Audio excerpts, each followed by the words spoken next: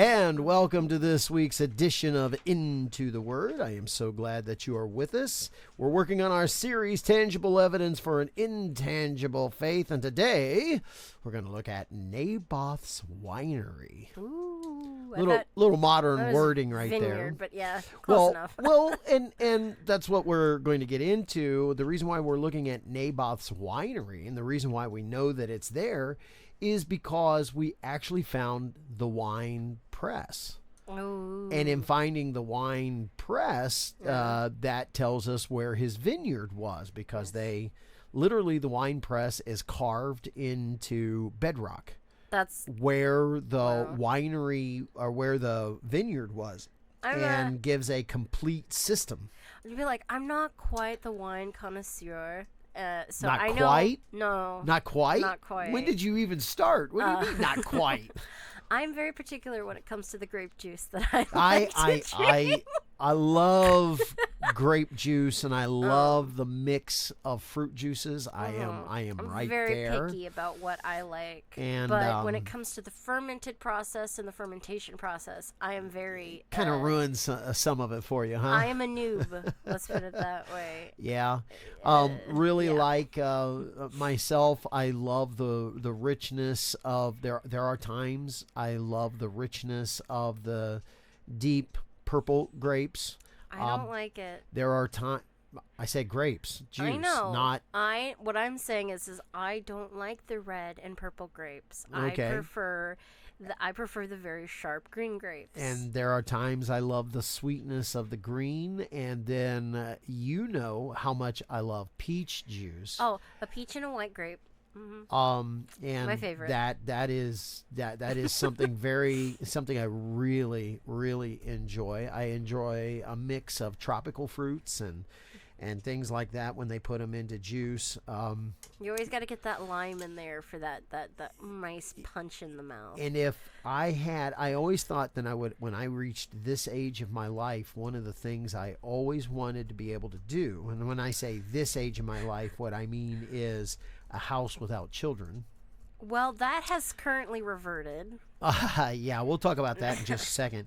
And anyway, and one of the things I've always wanted was to be able to put fruit juice on my table, because I love fruit juices to go along with my evening meals. Not wines, but fruit juices. Well, that's a lot of sugar. Let's just say in these days that I have come to in this stage of my life, I need to watch my sugar and my sugar levels. So that pure sugar right before bed is not great. So one of the things that has happened is that I've had to negate that out of my diet. Every so often, I like to get the juice straight from the fruit. Yeah. I my body seems to be able to handle that, but That's nice. But as far as because over the past couple of weeks we've been doing cuties and one cutie in the evening. I was gonna say not enough cuties. If you guys have noticed the sniffling there and there. So we'll tell a little bit about what's going on there. My son has run into health problems with one of his children. And then I'll talk about that in just a second. But in having his 3 of his 4 daughters with us, we've needed to do some emergency child care for him. And we've had him for a little bit over a week. A week and 2 days now. Tuesday. And so in doing that, one of the things has happened in our household is that the children do what children do. They picked up a cold, head cold. Yeah. And, those who care, share. They've been and sharing. And they really love Poppy. and Aunt Kay. And so Bobby and Aunt Kay now have contracted head colds. And so here we are. And they're just as happy as they can be. They're on the other side of it. Yep. Which is nice. And I'm 2 days, 3 days behind everybody. And so here we go. Our song was on before, and I'm a tenor, and I really can't sing along with the bass line that goes on in that song. I can't do it. Well, today the song was playing, and I was singing along with the bass line before it started.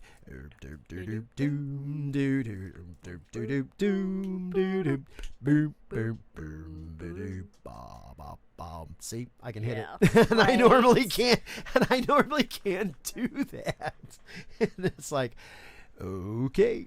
Right. So we hope that it translates into that buttery smooth voice that a lot of people like to hear, and what makes some broadcasting goes really well is because somebody has that buttery bass voice. Hopefully that's me today.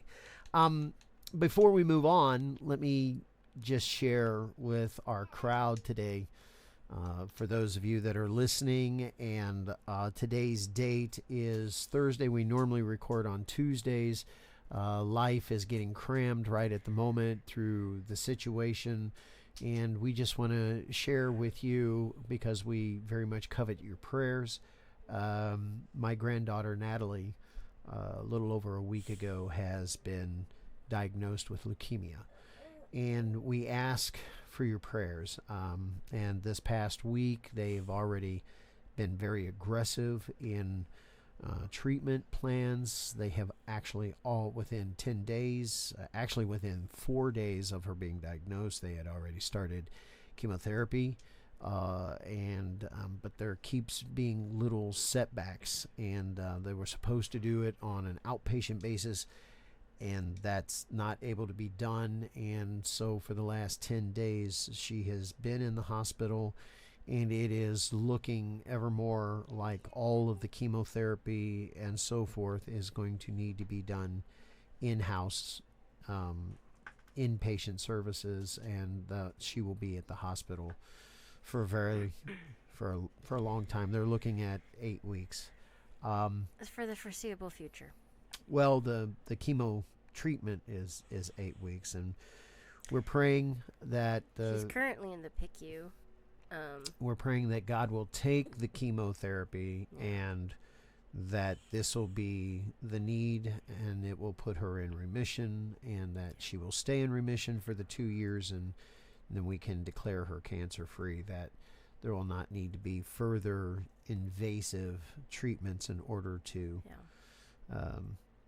control and kill this cancer. And so we ask and pray for your help, and we ask you to be in prayer for help, and please bring her name before the throne of God, who has a will of doing everything. And it's rather interesting the way that God is using this situation for lots of people in order to bring them to our rescue and to our help as we share it with other believers.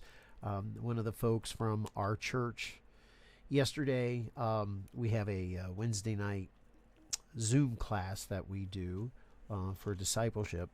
And in that class, there's a couple of people from our church. Actually, it's made up of all people from our church currently, but we're trying to get other people involved. But some people are online attenders only because of their living conditions and health condition that they can't get out very easily. They're far away. So, yeah, a lot of it is because they're far away. In that process of sharing, one of the people who is in another town 40 miles away from us, well, 35 miles away from us. Anyway, they a ways away. The story goes, I'm going to tell Kay, but Ted shared with me last night how he was sitting in a tire changing place. Okay. When I sent the update across his phone, and he did it so that it would read the update to him. Oh, okay. And as his phone read the update to him, there was a lady sitting beside him who heard everything, because Ted doesn't hear so well, so It's pretty loud. he turns things up pretty loud. Yeah. And he also did it to share it with he's- his wife Maggie. He's 83 He was sharing years it. old, so. Yeah, and he was sharing it with her over the phone, and she heard, and so forth. And when he was done talking with his wife Maggie, the lady who was sitting in the little tiny waiting room, and we've all had our tires changed and oil changed. We know how small those waiting rooms can be. It's not meant to hold people. It's meant to hold cars. Correct. Yeah. Correct. Yeah, it's 4 bays large, and I knew right where he was. Mm-hmm. Been there myself.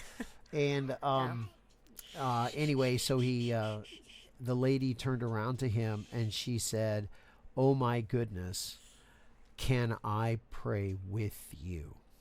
Aww. Right there in the waiting room of the tire place. That's nice. Which just shows that God has his people all over the place. Really, they are. And it is nice to hear and see. And the idea that she was not hampered in her faith, or was, especially, I sent out the update, and at the end of the update, of course, I wrote, "Please continue praying." Yeah. That definitely helps signal people. So it's a signal, Yeah. and so there was nothing to be afraid of. But the idea that the woman, she just didn't sit there and say, "I'm going to mind my own business." Yeah. She turned around to Ted. Ted said that she literally grabbed my hands, looked me in the eyes, and said, "Oh my, can I pray for you?" And he. He's a pretty brazen guy. He's so a pretty brazen guy. when that happens, and it melted him. Yeah, that's nice. It melted him, and he said, "Yes, would you?" And Well, his heart, it's been within the last 3-4 years that he's really come so close to God, that yes, in his brazenness with his walk, that yes, and because he was out in the humanity, a lot of humanity, yes, that when he finally sees another person, he's shocked with chagrin, because it's like, "Ha! I'm not the only one." there's another believer. Yeah. Are you? Yeah. He'll flat out ask you, Are you a believer? "Are you a real believer of Jesus Christ, a because, follower?" Yeah. Because for so long he himself would tell you, I haven't been a real believer. Yeah. Now I believe that there is a God, But the personal walk. but the with personal Christ, walk yeah. is not there. And Yeah. one of the things that brought him into fellowship with us was that I want to be a believer like you talk about. And he has given his life to Christ, and he started over from there. And man, he's just been In on his words, fire, alive. Oh, it's incredible. His words: "I'm an 83-year-old toddler with Jesus Christ." Yep. It's like, yeah. Yeah. Yeah.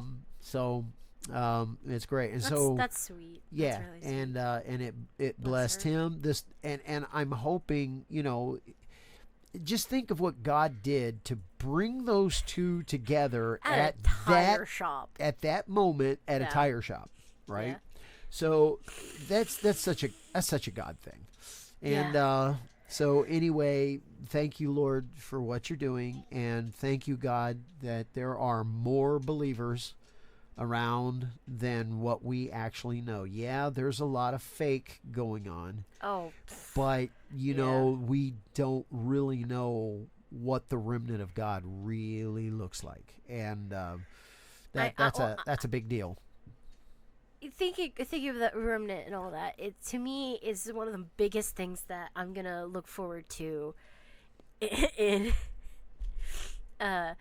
one of the biggest things I'm gonna look forward to when we all get to heaven finally is that there's no double guessing or second guessing. That if you hurt somebody's feelings, there's no second guessing if you can trust that person. Is this person a good person, or can we be friends with them, or is there a difference in belief, or is there gonna be something that just our personalities aren't gonna mesh or something? It's like, even if you don't mesh personality wise, you can still look at that person and go, "God bless you, we made it here together. I love you as a brother," because, well, some siblings are closer than others, naturally. It's natural, and but it's even, true. But even then, you but can the look love at, of God's going to win there. right? Because even then, you're going to look at it and be like, I don't have to worry about whether I can trust you or not. That's going to be so nice. I don't have to worry if I'm going to offend you accidentally, or if I don't there's... have to keep my guard up. I can just be me, and you can just be you, and we're going to be able to fellowship in true peace and in Christ, and it's going to be wonderful. That's probably the second most thing in heaven that I'm going to look forward to is that. It's going to be it's going to be incredible. Yeah, it's going to be incredible. I need a tissue. Yeah. Okay. I got a tissue. You got one? Because I have a whole roll. I'm like, I got somebody put a stack on my desk, and it wasn't me, so I'm believing that my granddaughters were in here playing on my computer. No, but they love to sit in your seat. Thank you, Abby, but I don't need it. Do you need your word building scored? Okay, well then go do your schoolwork. So. Yep, and so you're going to hear little interruption breaks today because we have grandchildren around. Thank you. Or in Kay's case, nieces, and and we just had one walk in, and there's constantly. You saw me stick my tongue out just a second ago. It's because we got one just right down us. Here, and yeah. Well, I think we're good enough. We can do broadcasting with grandchildren. I think we can do it. So tell me, Dad. I hear people do it all the time with their dogs in the background. So right. I'd rather have my cats. I say they're going to be worse than cats, but they're going to be more adorable than cats. If anybody knows who Mike Winger is, he has a cat that literally in the middle of his podcasting will jump up on the table or be around his neck or whatever, and well, it's a cat. Yeah, so whatever. So we are working on tangible evidence for intangible faith. Do you want to do that intro, and then we'll get into what we're going to be talking about?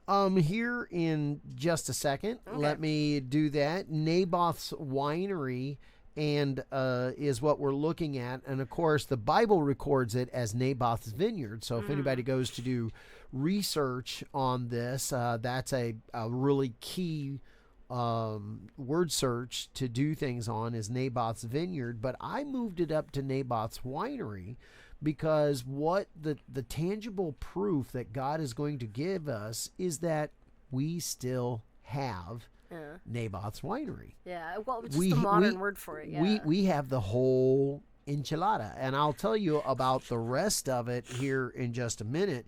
But the big thing, the big picture that we're going to be after today is when we are in Christ Jesus. When we are there, we need to always, no matter what we do, and in the New Testament, the scripture is it doesn't matter if we're eating or drinking.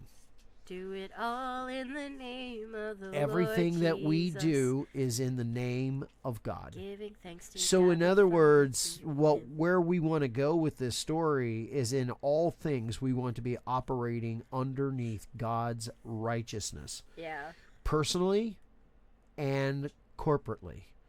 I have been a major I have been wounded majorly many times by the corporate of people not operating in a righteous manner and thinking that they can get by with things. And Kay's over there saying because you know children get wounded in that too.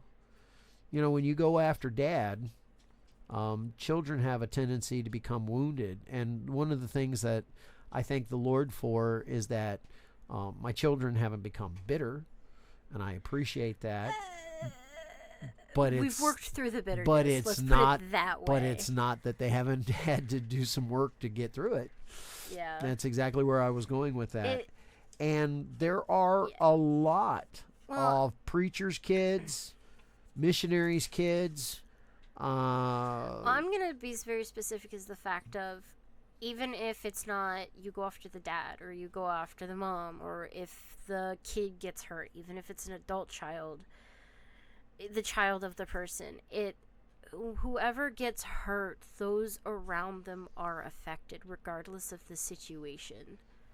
So when one person, it's never just one person being affected, and the person hurting the other also is affected negatively. It's There's a lot of things that everything. happen. It goes both ways. It's very Anybody dangerous. that's involved, and then even some people that are on the sideline watching can end up being absolutely affected. It's a spider web, basically. An explosion. I don't know. Shrapnel. It's so nasty. We want people to recognize that as we go through today. Yeah. Because that's going to be a big deal as we deal with Naboth's winery. So we're going to look at it as a historical story, and then we're going to make some spiritual applications that are going to go with that. So let's frame the study.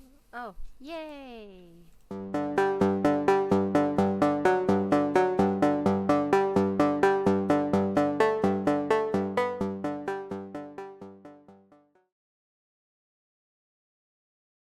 There we go. Camera. Now, I noticed that as we get started, and I hope you noticed too, that we did not start with, hey, Kay, tell us how to get a hold of everybody, because we're going to push that back to the end of the program. Yeah. And we'll have Kay do it then. We've been doing it twice. Well, you know what? We're just going to cut it down to once. Here we go. Framing the study. So, you see, the whole point of what we're doing right now is to find tangible things that you can lay your hands on, tangible proof or evidence for an intangible faith. And we want to trust God that God is able to bring all things underneath his guidance and underneath his, underneath his sovereignty. Nothing ever really gets out from underneath God's eye. We think it does because we think in the ways that we do.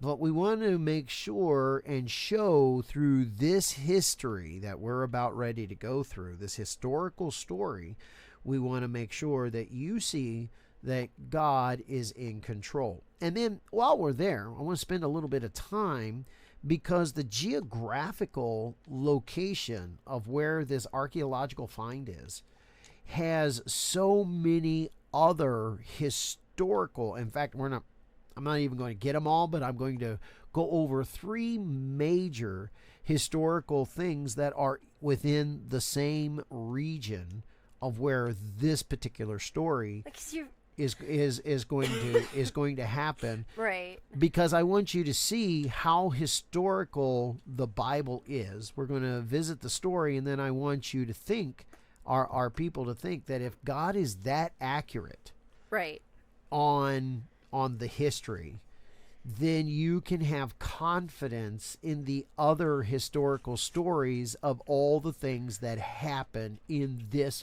region of the country. And everybody forgets to put into perspective how small this is in one giant aerial photo. Miles wide. Obviously, miles wide. Sure. We have a classic class situation going on here that we're working with. What did you say I needed to do again? Yeah, okay, yeah. So I'm gonna go ahead. I'll take over for a second. Oh, just how in one aerial photo, even though it's miles wide, that you can get it all in one photo. It's just how small but large at the same time it is. Right. And so the 3 things that we're going to, well, more than 3 things. The things that we're going to take a look at, the particular story where we are, covers the Jezreel Valley, and all these places are surrounding the Jezreel. Jezreel or Jezreel? Jezreel. Jezreel. I didn't hear a difference in what you said. Jezreel. Or oh no, it's one Jezreel. word. Yeah. Well, yeah, I'm talking about the emphasis on the separation of the syllables or not. Okay. But whatever. And so I'm going to start at the southernmost point, and now there's a word called tell. A tell is where you find a mound or a hill that has several strata of civilization that has built up, and the hill gets taller and bigger. That strata, that hill, that mound of more than one civilization is called a tell. It's not a natural hill, so we don't call it a hill. And in Hebrew, the word for hill is har. But also, Har. Sorry. But also, when we talk about the word that is used for this mound that carries a strata, it's not a natural hill. It's called a tell. Yeah. Tel. And so you'll see that word around. So we need our listeners to understand when they hear the word, like, because we're going to talk about Tel Megiddo and we're going to talk about Tel Jezreel. Both of those are a strata mound that has several layers. In fact, Tel Jezreel is going to have 26 layers they have counted of civilization on it. Wow. No. Let me back up. That's Tel Megiddo. Okay, I'm like, We'll have 26 layers of civilization on Tel Megiddo. History, Okay. man. Yeah, it matters. And then, History. because as you start digging down and you go downward, it matters that you keep a level together and explore that level, get that history out of that level before you start going down to the next level. So consequently, we know that we haven't gotten very far. We've only gone down a couple of levels on each one of these tells. Yeah. And so forth. So anyway. And they're not even close to getting through it, are there? Are they? No. Impressive. They're somewhere around the Bronze Age, which for both of them still means that there's Isn't more. that David? David was in the Bronze Age? Yeah. David's part of the Bronze Age. There's more than a double digit layer on both of them of civilizations that are to be discovered. So anyway, that's crazy. Wow. Yeah. So, but we're going to take a look at these ones. Tel Jezreel. We're going to take a look at Tel Megiddo. We're going to take a look at Mount Tabor. Notice that it's a mount or a har. We're going to take a look at Mount Gilboa for historical purposes. Okay, we lost something over on the other side. What was that? My vitamins. Oh, we have a lot of things around our desk. Thank goodness the camera doesn't pick them up. That's why the cameras are cut off the way that they are. And so Mount Gilboa, Mount Tabor, and then Mount Carmel. We're going to take a look at those three mounts. Very I know historical. A few of those, but the Tabor, Gilboa, Gilboa and Tabor. I don't know those ones. Interesting. Okay, well, you do, but you just don't have the names memorized. As soon as I tell you the historical value of them, you'll go, oh, that's where that happened? Yeah, right. Now, so anyway, we're going to take a look at those 5 particular places. And as we do, there's still one major place that will be left because it's a great big huge valley. And so the valley of Jezreel itself, which is going to be named after Tel Jezreel. And it's a makes sense. Great big huge valley. Well, Tel Megiddo happens to be there too, but the valley is not named after Tel Megiddo. It's named after Tel Jezreel. I'm trying to remember the story with Megiddo in it. It's Okay. Well, we'll get there. I'm sure we will. Yeah. All right. So. And but we're going to pick out one event that has archaeological evidence behind it to show you the accuracy of the Bible, and we want to use that so that as you look at all these other events, it will help to increase your faith. And I will tell you the very last event that I will reference in all of this is an event that is yet to come. And that's why we want to... There we go. I'm free. Don't give it away. Don't give it away. Okay. Don't give it away. All right. So that's how we're framing our study. We want to take a look at all the historical references of the Jezreel Valley, the Yeah. things that are related to them. I said all. It's not going to be all. There are way more. We're going to take a look at locations where something happened that is historically there and real, and then we're going to hone in on one so that you Yeah. can see how accurate the Bible is and how the physical evidence that has been left tells you that it is real, that this happened right there, because right there is the archaeological evidence of everything. Yeah. So that you can believe the other historical things that happened there. The names are still there, they have not been changed, and you can go, wow, that story happened right there. Right. So that means today we're going to spend a lot of time on historiology. Yeah, I'm fine with that. And we're going to look at it in the Bible, and then we're going to take a look at pictures of the physical evidence, because I want you to be content. So here we go. Historiology. Are you ready, Freddie? I am. All right, let's do this.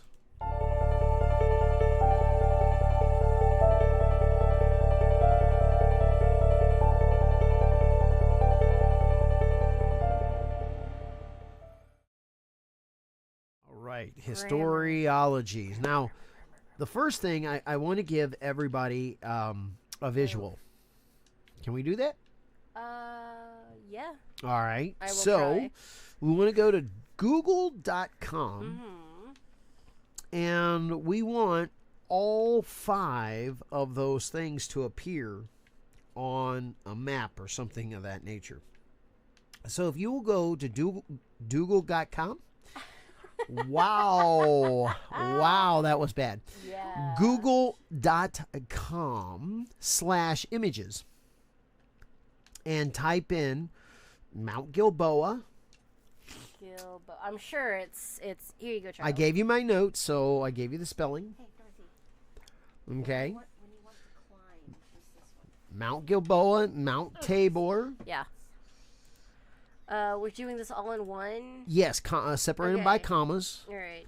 Mount Gilboa, Mount Tabor, Mount Carmel, which is how they say it over there. I like Mount Carmel myself. It enhances my sweet tooth. Tel Megiddo. Hold on, I'm at Mount Carmel. All right. Be nice if you put an apple behind that Carmel. Don't. Now I want to make caramel apples. And I have This the is the willpower to do that. This is the spring. They're don't supposed to be in the care. fall. I didn't get a caramel apple last year. I don't. Yeah, I didn't. Okay. I since I've made this discovery about my sweet tooth, I didn't either. I know. And then right? last but not least, separate by comma, Tel Jezreel. Oh, right. Oh, they took out all my commas. Did they? Okay. Yeah.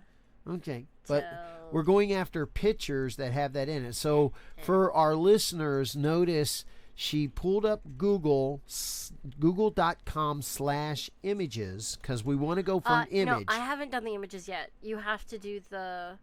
Oh, I did. No, well, what I'm saying is you have to put in. You don't have to put in images if you want. You can get the specific images after. That is it. true. There's 2 different ways to do it. You can do /images and it takes you directly to images, or you can do google.com, put them in, and then you get a banner of different things that you want, Yeah. and you just click on images. So is that the way you're going to do it? Yeah, that's how I've always done it. So, Okay. I'm not going to stop. All right. Go to images. There There's you go. one.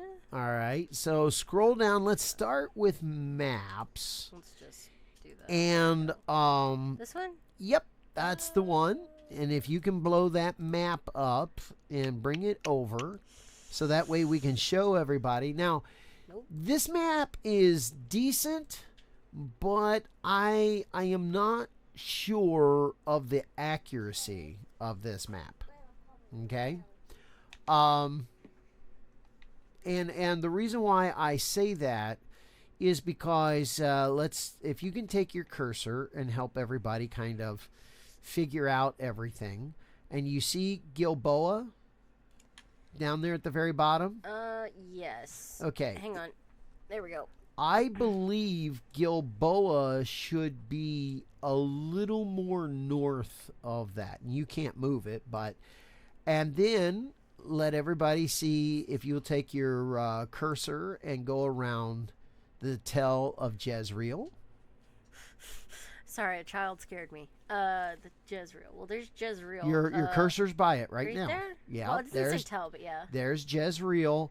Now, to the best of my knowledge, it slides a little south and a lot closer to the river. That's over there. Okay.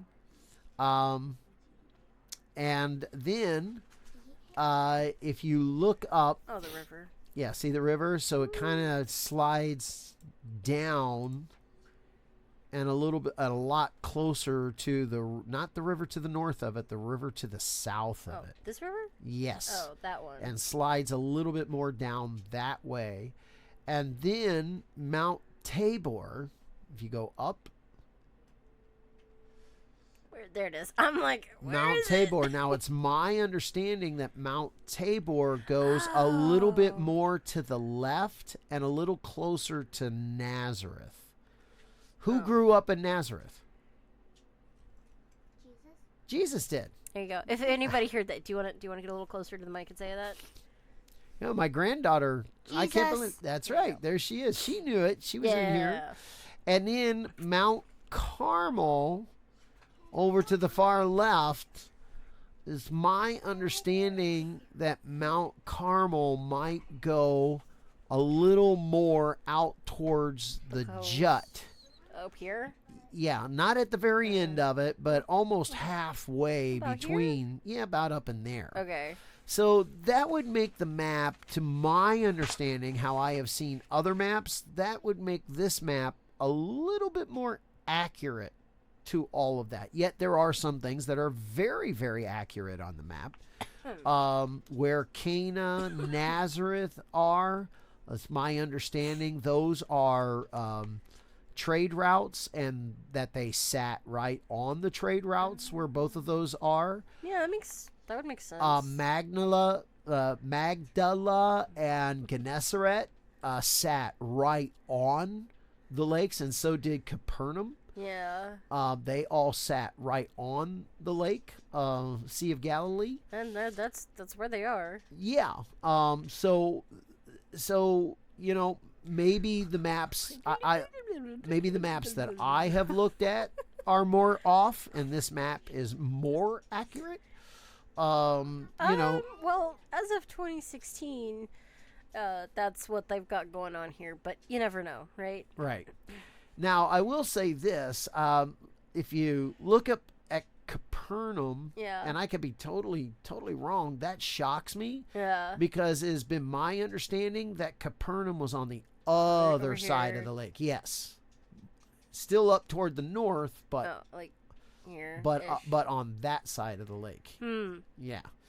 I don't know. When it comes to maps, we don't... but we do know that Magdala and Gennesaret were on the other side, because we're told both times that Jesus pushed out on the boat and sailed to the other side of the Sea of Galilee, and over there's and those were the towns that he went to over there. Right. I don't remember off the top of my head the names of the towns. Yeah. I do. Oh, wonderful. What are they? Magdala and Gennesaret. Oh. And by the way, Gennesaret okay. is, I believe, the Greek name for that town. Gennesaret. Interesting. Okay. So, anyways, that's what we have going on. Now, I'd like to show you a visible look. Is this one? I was going for the big panoramic one. Okay. But I noticed that that on some of them it takes the labeling off of it. Some of them, yeah. Hang on. This one?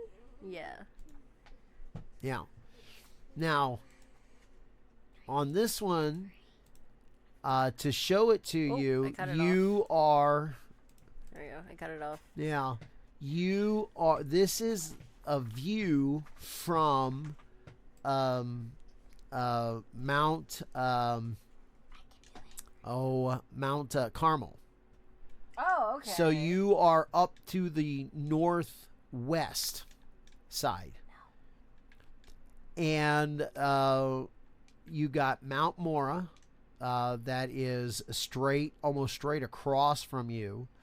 If you look over to the left, there is Mount Tabor and Nazareth. See how close Nazareth and Mount Tabor are? Okay.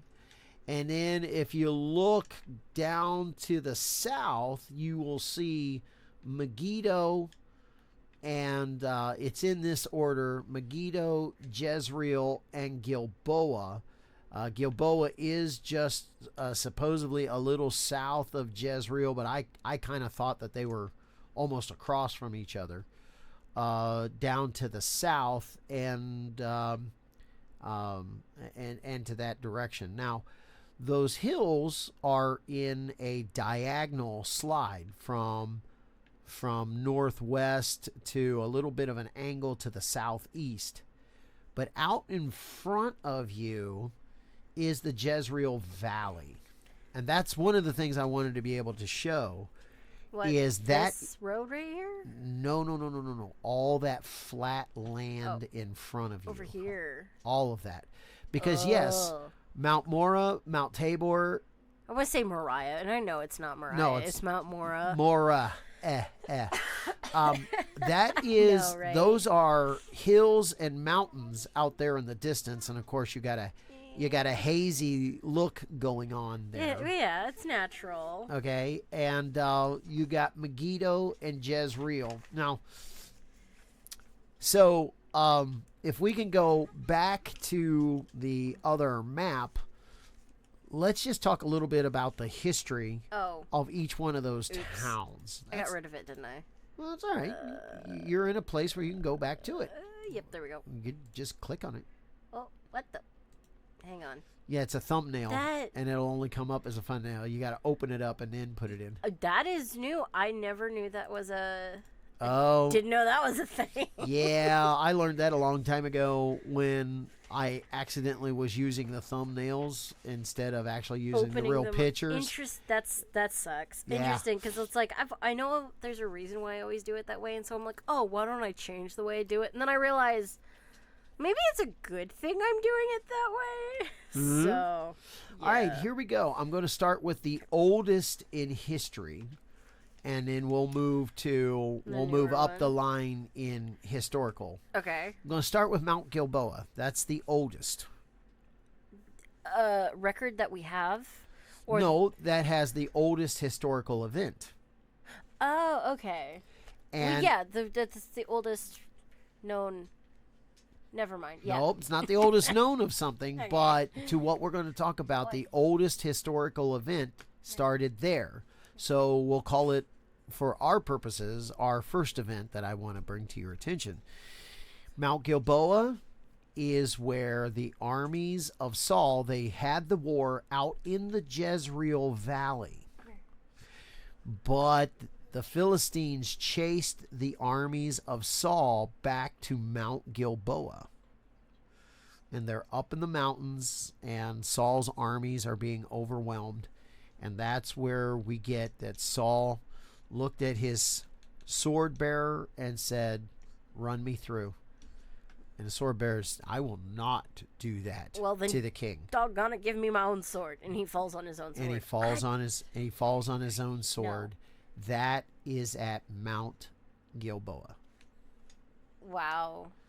Oh, hugely historical event, because that's the day that King David goes from being the second in line to being the king of Israel. And Saul dies, and it's heartbreaking. Yeah.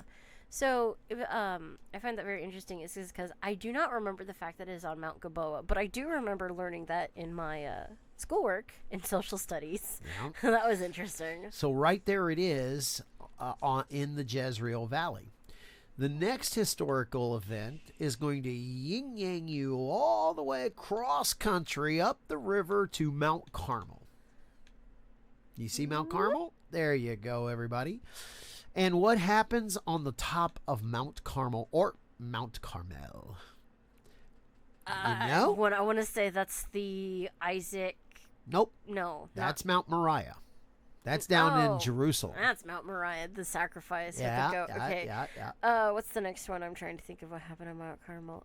I know it. It's Yes, just you do. remembering which one's which. The prophet Elijah. Right. Oh, we actually have a card with a picture on it that somebody went to go visit that. Mm-hmm. No. Yes? Do we? Do I, we? I don't know. Now I can't remember if that's the picture we have or not. But yeah, Mount Carmel. All Interesting. right. Hey, That is where he dukes it out with the false prophets of Baal. yeah. Right. And really, he doesn't duke it out. That's a terrible way to say it. He mocks That's them. being a little flippant with the power and authority of God. So one prophet of God versus 450 false prophets of Baal. Let the God who is alive answer by fire. And so if you remember, and all the people from the area come up to the mountain to see the prophet of God, whose God is going to prevail. The 450 false prophets of Baal start screaming, crying their God to answer the sacrifice, burn up the sacrifice, send fire to burn up the sacrifice that's on the altar. And Elijah mocks him. Is your God sleeping? Maybe he can't hear you. Oh gosh, maybe he's trying to relieve himself.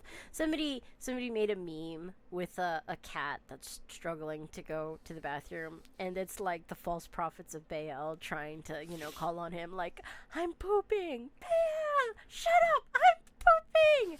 And it shouldn't be as funny as it is, but it's really funny. And folks out there, you may go, well, your crudeness. Well, Elijah was trying to be crude just for exactly that reason. He was trying to show that there is only one God. And of course, at the end of that, he says to the people that are running it, look, it's my turn now. You guys have had long enough. Go away. He's trying to prove a point, even though, it's like, oh, you're supposed to be graceful, not crude or anything. It's like, look. So there's a point to be made. Tells them to go get barrels of water. Yeah. Make in a the trench. in the middle of a drought. Pour it over. Hundreds of gallons of water. No, it's not hundreds of gallons, but it doesn't take hundreds of gallons to prove the point. That's true, but gallons of water. So it's barrels of water that are poured over. I can't remember right off the top of my head, but it's not our. Look this up. It's not our main point. Main point for today, but they saturate the sacrifice on the altar, and then he prays his prayer. Yeah. And when he prays his prayer, all of a sudden fire fell from heaven that not only consumed the sacrifice, that not only consumed the fire, but God's fire was so hot it consumed the stones of the altar. Yeah. Now that's a flame. That's hot. Okay? And that's when the people fell on their face and said, the God of Israel is the one true God. Yeah. And when everything fell apart at that point, the king, Ahab, who is going to be the king in our story today, jumped into his chariot and took off to Jezreel. Yeah. Because that's where his winter palace was, or as most people are telling me, what the building was not really like a palace, but rather that he had rooms in a place that had garrison rooms for the army. And so the king and the queen was there because they were protected by the army of Israel.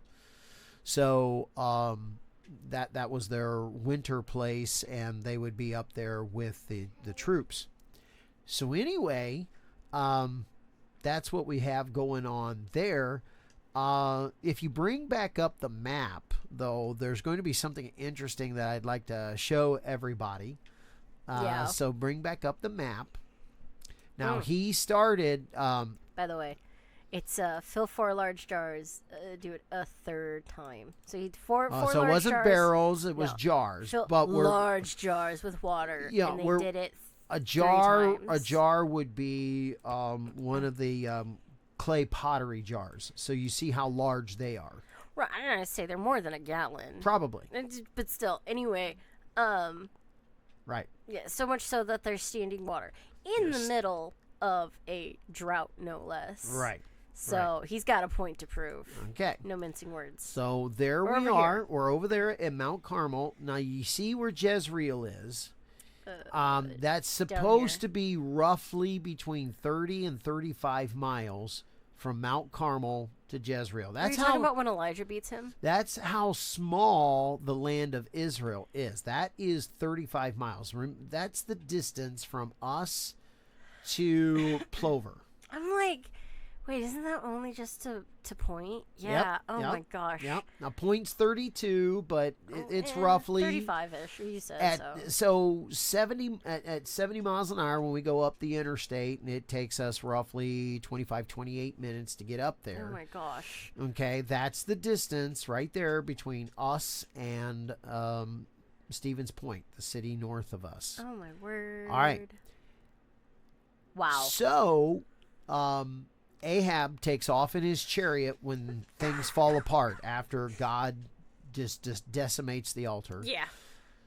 Elijah slays by a sword the 450 prophets. Now, that's going to take a hot minute.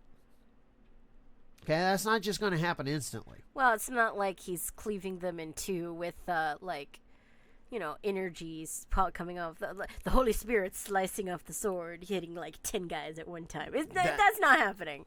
Not that I'm aware of. Not that it's been told, even though it very much so could have. But, everybody, watch this. He gets done with number 450. Don't take the map down. I'm not. And he says, "Where's Ahab?" Oh, Ahab already took off in his chariot. That's a horse. I was gonna say who's? Oh wait, the people of Israel that were watching. Yes, right, that fell on their face and said and declared God to be God. Did we actually tell them why he was up against the false prophets of Baal? Nope, didn't. Okay.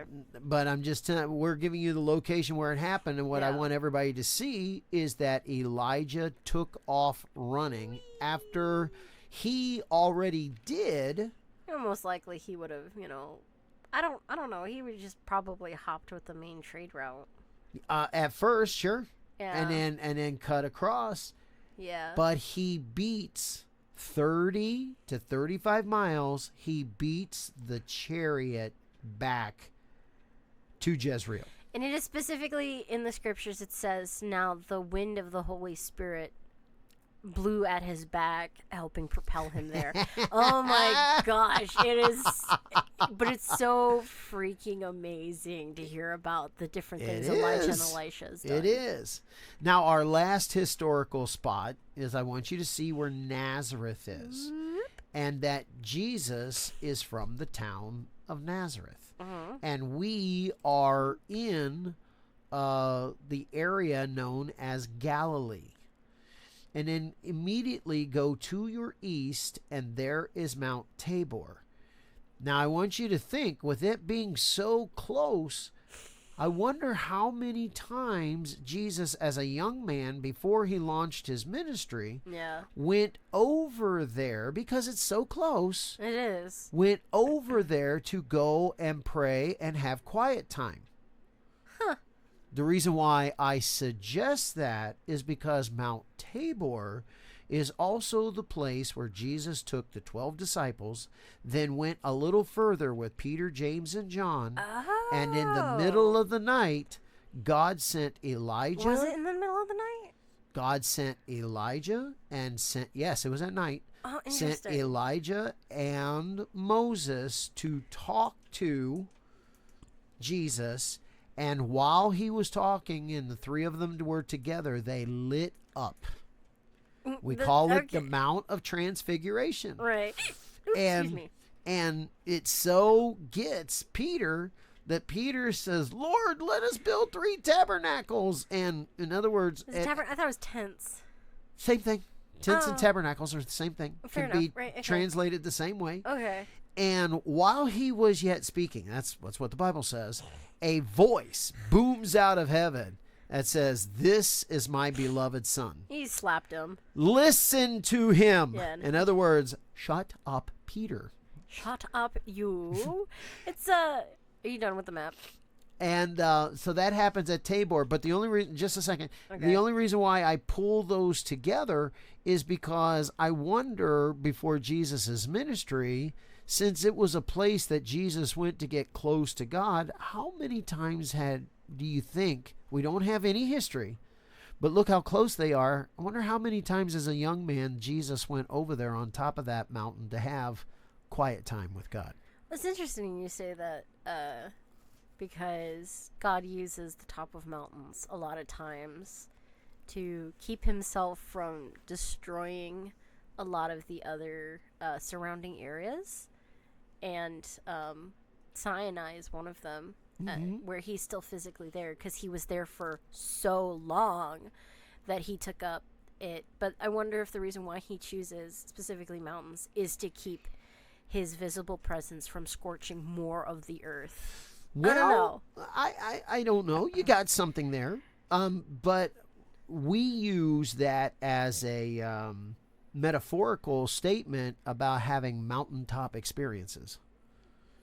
Well, a Can lot you of see mountaintop, why? You're right. A lot of mountaintop Yeah. experiences Yeah. are, with meeting closer to Yeah. God. It's not that you need to get close to him or God needs to get close to you, because God can be you can be in the presence of God anywhere. But I'm sure there's more reason than it's just the fact of convenience. And then one last little thing. Before Saul had his last battle, does everybody remember what the last thing he did was? Are you talking about that thing? No, About that yes, one. that one thing. right there. That Endor. one. Yeah. He went to Endor to do what? Well, consult the medium. Consult a witch or a medium. Well, specifically why we say medium is because witches don't necessarily consult with Not the dead. not all. No. But mediums, that is their very specific job. thing. So, And then Saul left from there, Yeah. went out to the Jezreel Valley in Yeah. order to meet the enemy, the Philistines, and the Philistines chased him up into Mount Gilboa. well, my question is And since that's where he died. Endor is so far off from the trade route, the road, technically, do you think he just kind of took off and went like I don't know. I'd that? have to go read to see if the Bible gives us his path. Yeah. Sometimes they do, Sometimes. and sometimes it A doesn't. lot of times with the routes with the Gospels, the apostles, they tell, like, they went off in this direction and went, like, here and that way. And, yeah, so a lot of times they, to map out the way that the apostles did it. But not so much just, Saul. So as we come back around, let me take you over to Megiddo, the city of Megiddo, the Tel where is Megiddo, it? There to it your is. left. There you go.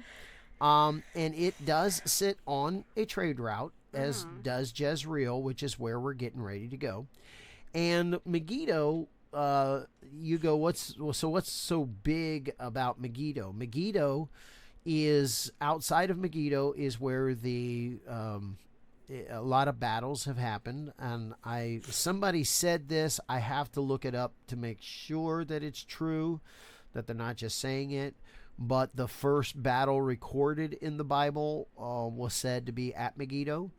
I don't know that. What I gotta is the go. first battle? I have to go look it up. So I be- tell everybody, take that with a grain of salt. That's what I read, and it's like, oh, okay, because you got people that will mislead people. But then I can honestly say That would make sense. that the last battle of the Bible is going to be at Megiddo. Oh, yeah, that's pretty well written out. Right. And everybody says, well, how do you know that? Well, Megiddo, and the hill of Megiddo is called, the word in Hebrew for hill is Har, and Har Megiddon is it and you go, well, wait a minute, that sounds like Armageddon? Yes, that's what that means, the Hill of Megiddo. Which is funny is that it specifically has about Megiddo right here with the I didn't the see Hebrew that and up the there. English. Yeah, right there. It'll be right there. Right. So right up there it tells you. And here's another fact about that valley that you're looking out over, and you're looking directly to the east, and everything to the right is heading down to the south. There have been more battles in that valley than any other place on Earth. Wow. Well, it's That's a civilization has been there for so long. That's a historical fact. And again, the last one will be there. And you're like, well, what's the importance? What does that have to do with today?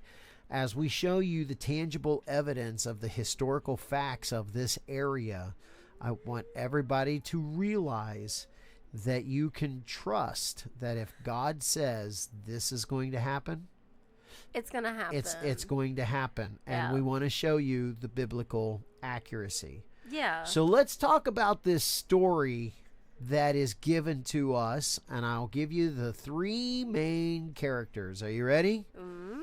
Ahab, Yep. Jezebel, and Elijah.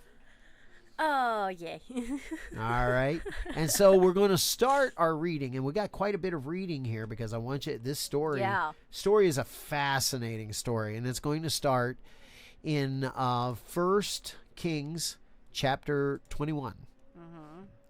Now, the story of Ahab starts a little bit before that, but it's okay. We can drop in on the story right here.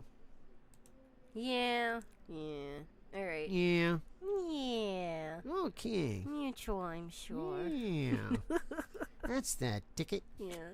All right. So, Naboth's vineyard.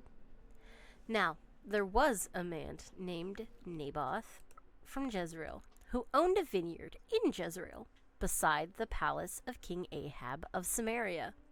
One day, that's a key. That's key. We got to keep that in our mind. What? It's Samaria? beside. It was beside the palace of King Ahab. Yes. So keep that in mind, everybody. That's biblical accuracy right there. Well, we're going to show you biblical accuracy in the description. Right. All right, keep going. One day, Ahab said to Naboth, "Since your vineyard is so convenient to..." Oh, yeah, okay. I thought I was going to say next to, but no. "Since your vineyard is so convenient to my palace, I would like to buy it to use as a vegetable garden." Oh, yeah, you talk about a smack in the face? Just a vegetable garden. I do know how long it takes to get a good grapevine, and that you have to take care of them properly, and it takes years for them to start yielding properly. 3 to 4 years. And then the older... And that's making sure that you have a good start. If you don't know you have a good start, it can take 5 to 6. And then there's I think, if I remember correctly, you can get decades out of them. And as long as you keep them properly pruned, and then you take them back, and then you can keep the same stock of the grapevine, and as long as it's healthy, and you keep just a small stalk, and then the new bud and new growth, they'll get bigger and thicker and better grapes every year, and those can get decades old. And I know. And then you have to kill them out and start over. After ever so often. Yeah. And so it's like a vegetable garden where you can have literally a stalk of grapes, like, older than a person working on them. Mm-hmm. I don't. My goodness. Mm-hmm. A vegetable garden. And he wants to change it to a vegetable garden. Okay. I will give you a better vineyard in exchange. Or if you prefer, I will pay you for it. Now, here's something I want to emphasize, everybody. How can Did we talk about the trade routes that go by Jezreel? No, we didn't. Okay, there are international trade routes that go all the way back before. Hold on. Before. Jezreel, right there. See that road? That's one of the trade routes that comes through. And the whole point of these trade routes. Oh, look at that. Elijah rebukes Ahab for the vineyard. That's what we're going to talk about today. And those trade routes. So once we get to see the vineyards, want to show you the size.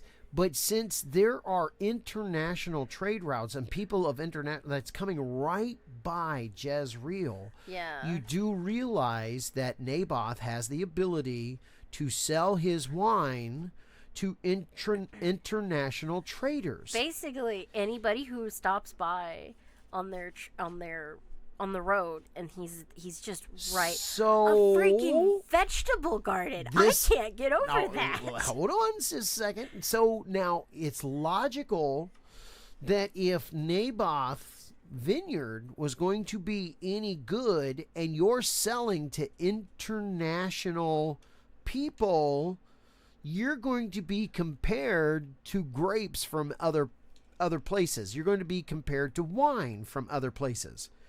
Would that not make sense? Because you're sitting on an international trade route. So sitting on an international trade route, I propose that Naboth's wine was of international quality. Heck yeah. Because he's sitting right on it and he's going to be selling it. Okay. So I'm thinking, this is probably one of the reasons why that he wants Naboth's vineyard is because of international quality. However, I'm a little rebuked because he didn't say he wanted to keep it. He said he wanted to destroy it and put a vegetable garden in its place. Now, ridiculous. That doesn't even make any sense because it's already made, and what we're about ready to see is that there is actually a wine press there. So it's a full-blown winery. But he says he wants to make it into a vegetable garden. I propose he's lying out his teeth. Right. He wants to take over Naboth's vineyard. He wants to take over the winery.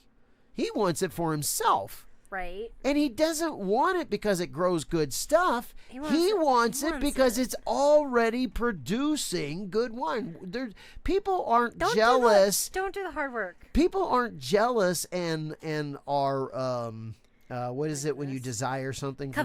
Covetous. Yeah. In order to do something else, they are jealous and covetous because of what you have. Yeah, absolutely. So it doesn't make any sense. So You've done all the hard work. Okay, great, Ahab. That's wonderful. What are you going to do after the fact? Well, I want to turn it into a vegetable garden. No, you don't. The thing is you I don't believe you. You don't know how to put in the hard work to keep those grapes good. You just want. Well, he's the king. He'd hire somebody. Right, but he just wants the servants, whatever. Right, but slaves. Anyway, he just wants what's there. He doesn't worry about the future. He wants the here and now gratification. That's why he wants to take it. Right.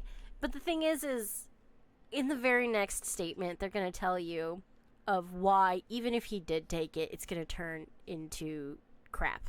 So sure.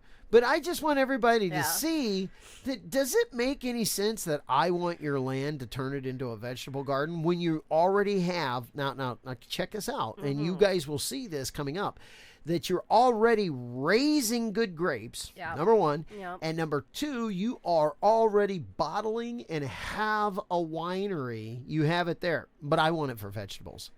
Yeah, no. That doesn't even make sense.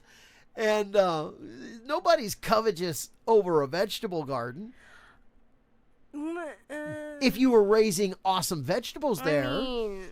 But that's not what makes you covetous. There are weird people out there. There are. But, I'm going to go with my argument, even though what you're saying is true. A normal, sane person does not covet a vegetable garden.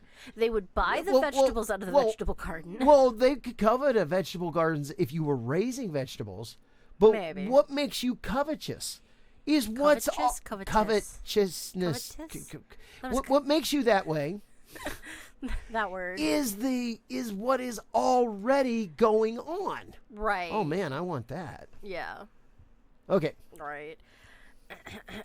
Back to the reading. But yeah, isn't that I will make a vegetable garden out of it. Dude, you're not even a good liar. Something like that, sure. That's not why you want it. Right. And then it's, if not, I'll exchange it for something better. Better. He's already probably at the peak that he could be. It's the best that it is. We'll talk about that when I show you. Yeah. Anyway, well, you get that concept and the rest of the story. Anyway, I will give you a better vineyard in exchange, or if you prefer, I will pay you for it. But Naboth replied, "The Lord forbid that I should give you the inheritance that was passed down by my ancestors." Which means that this is when Joshua came over and divvied up the land amongst the tribes. This is what he is referring to. Literally given to from the Lord. And I'm curious, does it say that the Lord came down recently to Naboth and said, "Hey, if Ahab asks you, no, he can't have it"? Or if it's just, this is an inheritance that was given from the Lord a long time ago, and it's already understood that he shouldn't do that? Yes. Okay. Yes. Because the way it makes it sound is the Lord forbid me. Which tells you that what I should kind, give you the inheritance. right? Which tells you the godly man. Yeah. That he is. This has been a gift from God to my family. So that means Naboth's family has been a very good family. Do we know if Naboth's had any kids or anything? It normally it's just understood that he would have children. Yeah. Okay. The Bible normally, under those circumstances, the Bible would say he did not have heirs. Okay. It's just understood that he did. Okay. So Abab. Ha ha ha ha. So, you're as bad as I am. Hey, do you want an Avon orange? So Ahab went home angry and sullen because of Naboth's answer. The king went to bed with his face to the wall and refused to eat. Man, what a tantrum. The more I learn about Ahab, the more he needed a good spanking as a child. Now, back when we used to do children's ministry, we had a song that went along with this. Really? Yes. You want to hear it? Sure. All right. The poochy lip will get you if you don't watch out. The poochy lip will get you and will make you shout. So take this little tip. Please control your lower lip and chase away the poochy lip disease. Oh my gosh. That's what we would use this story, because this is so you read this and everybody's like, he threw a temper tantrum. You baby. And not only that, but Jezebel's going to back it up. Press B. Okay? So when Jezebel comes on the scene down here in a couple of verses, she's no better, but she's going to back it up. That he's just basically throwing a temper tantrum. Yeah, but the tantrums she throws are a lot more deadly because everybody. Okay. So anyway, that's the she's going to do that. So if you're ready, go ahead and read on. Watch how Jezebel backs up what the scriptures say because of what she says to the king. My goodness. What's the matter? Oh, yeah, we got a bad connection there. Bizarre. Yeah. Okay, what's the matter? His wife Jezebel asked him. My goodness. What's made you so upset that you're not eating? I'm not gonna try and do a Jezebel voice. No, don't do that. Not with this nose. It'll sound too nasally. I asked Naboth to sell me his vineyard or trade it, but he refused. Ahab told her. Can I have some what are they called? Pork rinds. You can have pork rinds. Yes. Sorry. Are you the king of Israel or not? Jezebel demanded. Get up and eat something and don't worry about it. I'll get you Naboth's vineyard. Yeah, now that threat right there, wow. Did we skip over we didn't actually read it. We forget to say that immediately after Elijah killed the 450 prophets. What about? he ran ahead to Yeah, that's not a part of this story. No. Just a thing about Jezebel and why we say this is a threat. The manly God Elijah, he was not afraid of all of those prophets or anything like that. But as soon as it was said that, hey, Elijah, Jezebel's after you, he ran to the hills. I believe that Literally. is yet to happen. Yeah, is it? Uh-huh. I thought it was directly after the prophets of the Baal story. Well, This is before. no. Oh, this This is before that. Oh, okay. the false prophets of Baal. Okay, well, let's just say that in another part of the story that with Elijah, we learned that Jezebel makes him run to the hills, literally. Yeah, he's afraid of her. Yeah. So, she is a woman not to be scorned. So, Verse 8. she wrote letters in Ahab's name, sealed them with his seal, and sent them to the elders and other leaders of the town where Naboth lived. How did she get them? Get what? His seal. Well, this is very interesting that this brings this up. I didn't bring this into this physical evidence, Right. but we have physical evidence that Jezebel had her own seal. Right. That would make sense, but Or we have found the bulla that has her seal on it. Bulla is a little dowel of clay, and they would take that little dowel of clay. It's about this big around, size of a nice sized button. I was gonna say instead of a wax seal, they use clay seals. They use clay, and they would take their signet ring, just like with wax seals. Yeah. They would press it into it. Yeah. And there would usually be, they wrote in scroll type thing, so they would roll it, put string around it, press the string into that clay bulla, and then put their signet on top of it. She had her own. That makes plenty sense to me For women in that time period to have a bulla for in order. Jezebel. The reason why I say it makes sense is knowing her and her character and how she stayed in power even after Ahab. Right. Look what she did. But she took. How did she get his signet? It's Well, supposed you to don't be always not wear a signet. Sorry. Yeah, it's a signet ring. Oh, okay. You don't always wear it. A lot of No. times you keep those signets around, and sometimes it's not a ring. Sometimes it has a little stem on the end of it, and you take your fingers and just press down into it. You keep those in official places. Hold on. Yeah, but official places, but put it into perspective as the fact that he is of high importance with how all of He's the king. Yes. Not Ahab, Naboth. Oh, Naboth? Because, okay, never mind. I misread. The letters in Ahab's name. Okay. So I she confused steals Naboth and Ahab. Yeah, Okay, she you see my confusion now. steals the king's authority. She had authority, Yeah, but she takes the king's authority, which is a lie. it's Jezebel. So Not my now- point. now- I'm Right. making a case for what we're going to talk about in the main thing. Do you understand why I was confused? I confused Ahab and Naboth. Yeah, Okay.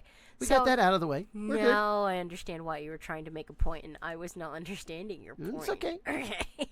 There we go. It's okay. So, And I'm glad that kind of thing happens, because guess what we can do when we're doing a Bible study? fix our mistakes. And if you're and doing a correct our Bible thinking. study by yourself and you're like, oh man, that's what I read, that can happen very, very easily. So it's nice to do Bible studies with other people, but it's also nice to do Bible studies by yourself. Yeah. But notice that when you can bounce things off of people, you go, I don't understand it, and so forth. Yeah. And so that's really good to be able to work that kind of thing out. So actually, you just proved naturally a great point. Good job. Mm-hmm. Yeah, naturally, I should not be allowed to read these things. No, we all have to do this stuff for ourselves. Okay. Yeah, I know. So Okay. what verse are we on? 8. We'll just start over. Okay. So she wrote letters in Ahab's name, the king, sealed them with his seal, and sent them to the elders and other leaders in the town where Naboth lived. In her letter, she commanded call the citizens together for a time of fasting and give Naboth a place of honor, and then seat 2 scoundrels across from him who will accuse him of cursing God and the king. Take Then take him out and stone him to death. All right, as we stop right there, here's a couple of other things to take note of. Not only did she steal Ahab's authority Yeah. and use it and press his seal into the bullet when she had one of her own. We found this out now. That kind of adds another little Interesting. nuance to the She- story. That's why I'm saying is do not scorn her, because she does not use. She works in the shadows and uses other people's. Now, she is a Baal worshiper. She does not believe in the one true God. But it is said that Look- Naboth is. Look who stole who else's authority. Yeah. What did she lie about? She said, call for a time of fasting. Yeah. She doesn't believe in fasting to the No. one true God. No. Nor and accuse him of cursing God and very, the king. Very obvious the fact that it's like, look, they're you need to pay them, so they're going to be scoundrels, so they're going to Right. be All about them bucks, about them bucks, about them bucks. right. Yeah. And so then she steals God's authority. Because it is very much so in God's word that if there's somebody who does that, then that is punishable by death, correct? Or because I know some of them are to be stoned to death, but I There's didn't know if certain cursing God was. Yes. It was? Yes. Okay. Cursing God. But you do realize that bringing in Baal and doing Baal worship is a form of cursing God. Yes. Okay. And that's what she does. Yes. Find all this unique? Unique? No. But No, because unless you know all of we got these people specifics. in the church. Catch my words. We have people in the church that are doing it today. Oh, look at me. I'm operating underneath righteousness. That's yet why I'm saying I'm not willing surprised. to gossip about people in the church and damage their personality. I'm willing to tell lies or to paint the pastor in a bad way and damage his personality or his witness. I'm willing to do all these other things in order to make somebody else look bad. Why? Because I just don't like them, and que sera, sera, let what happens happens. You know, she's the one who did all this stuff.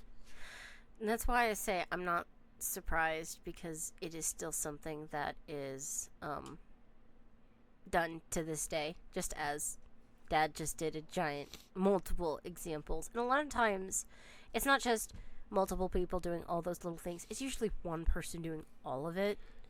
Or one and then person it spreads having out that influence, there you go. And it causes other people to do it as one well. person who is able to push the narrative, and then other people get emotionally involved and they back it up. And a lot of times we do call those people that have an issue with the Jezebel spirit. And it is what we named it. Do we think that is actually the name of the spirit causing it? No, I would believe it is probably one of Baal and his demons behind it. But we've given it the name. But there's a specifically place Jezebel, of sin in the heart that allows it. causes that specific spirit. Allows the enemy to use it. Exactly, to do it.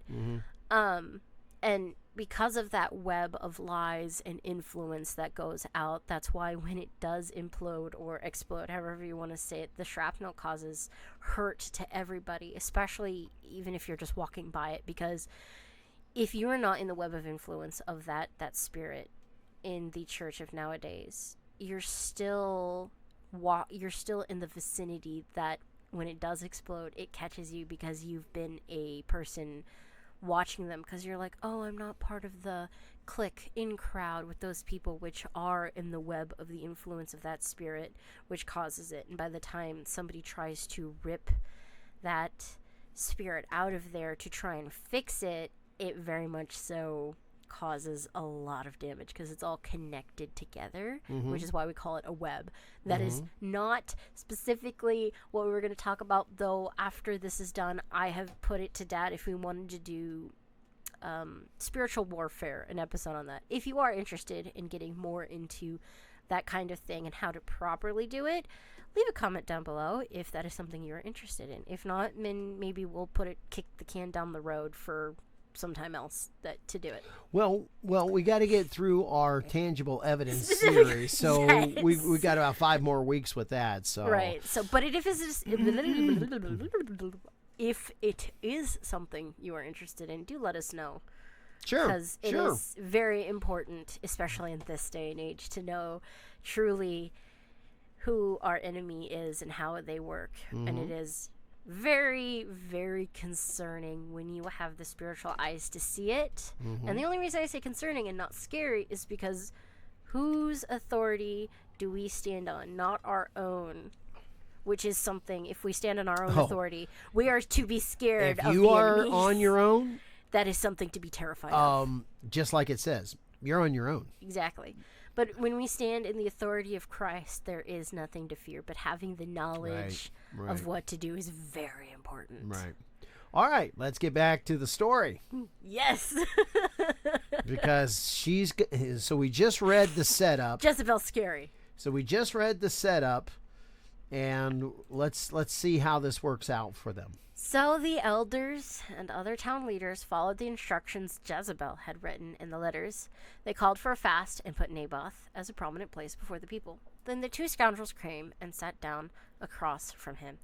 And they accused Naboth before all the people, saying he cursed God and the king. So he was dragged outside the town and stoned to death. Now, I'm going to put in there, do you know why it's important that there's 2 people that accused him?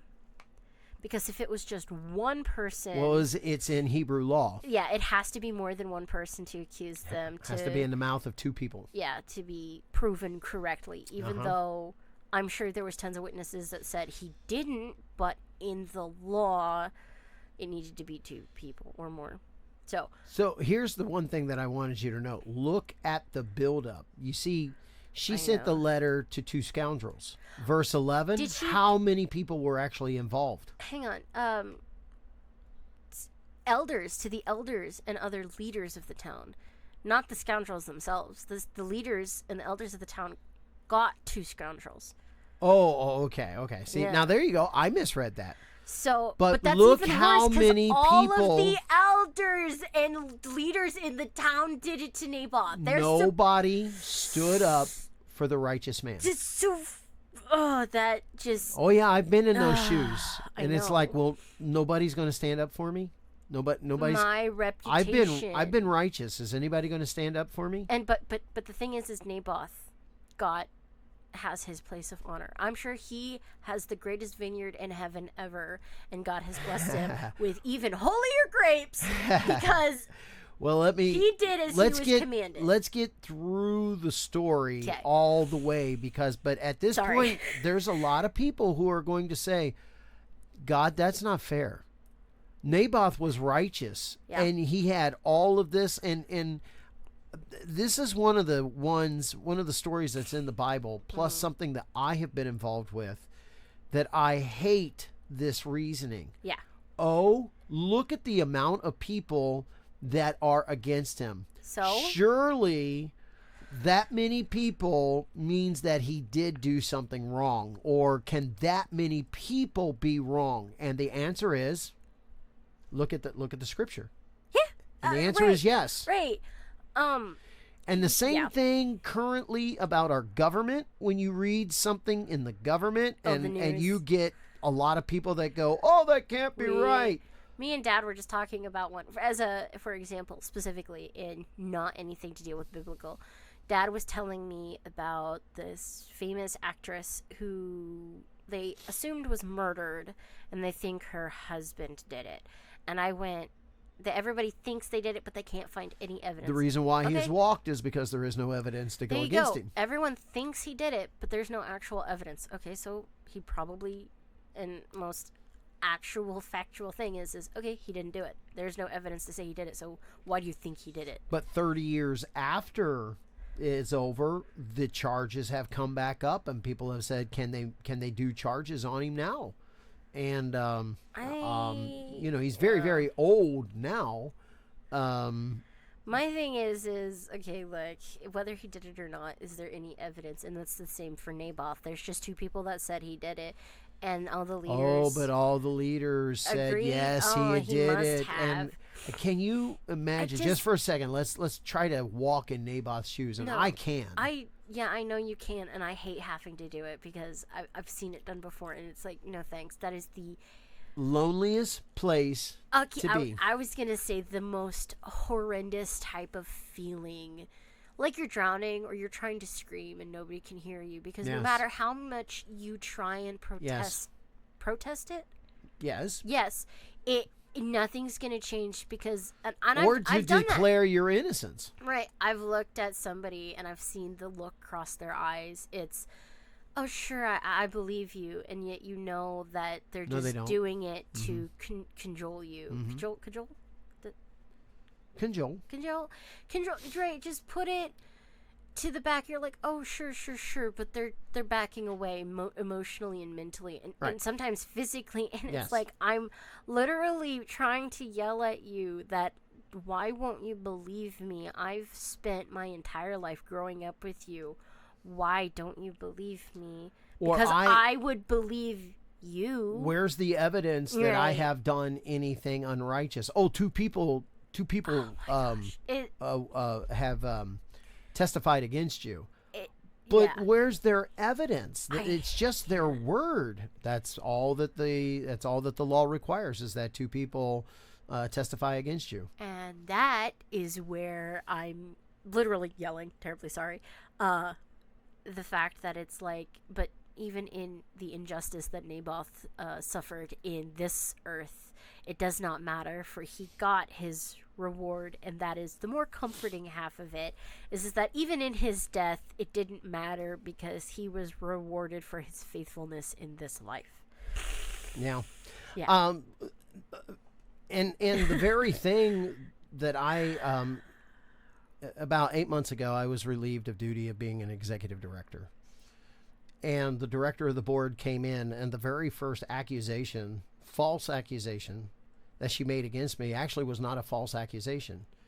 It is written in the letter of it that said that I was waiting for her to step down from her position, before that I would do other things. and the answer is was yeah. She's the Director, president. No, president. I was the director. She's the president of the board of directors, and I'm not going to go against her to try to do other things. I'm not going to do it. That just sets up a problem. So the question is, yes, but there's only so much that I can do as the executive director. I don't even have a vote at the board level. And the issue is she was And so stonewalling everything that you wanted to do, because no, I don't want to do that. Yeah. No, I don't think we should do that. No, we can't do that. But the other thing is there is nothing that I can do without a board vote, and I don't even have a vote at the board. I just make presentations. The board takes over. So this whole idea, but she projected it in such a way to the members. And of course, one of the other things that she did was she waited till there was only 4 members on the board that were there, and she didn't have a quorum. But she went ahead and proposed to them that I was bad for the organization and I need to be gotten rid of right now. Yeah. The reason why right now is because the very next month, all the new board members were going to come on board and at the next board meeting, and we would have a full-size board. So she wanted to get rid of me right then and there, because she couldn't probably wouldn't be able to do it in the next one, and I needed to be fired. And as I'm sitting in this meeting and they're telling me all the things that I've done wrong and that I need to be gotten rid of, everything that they had to say was literally a false accusation. But the 4 board members that were there agreed. And I looked at them and I said, When have I none ever of you done that? None of you have a backbone to stand up and to go, this isn't even the way she did it, this isn't a right way to do it. Mm-hmm. You don't have a backbone to go, well, okay, you don't think so, but we don't do it like this. Right. This isn't how you do it. This isn't a godly way to do this. It's supposed to be a Christian organization, so operate underneath godly principles. No, they had meetings that I wasn't privy to. So they had the secret meetings. That's usually always. Did you notice that Jezebel had secret meetings? Mm-hmm. Okay.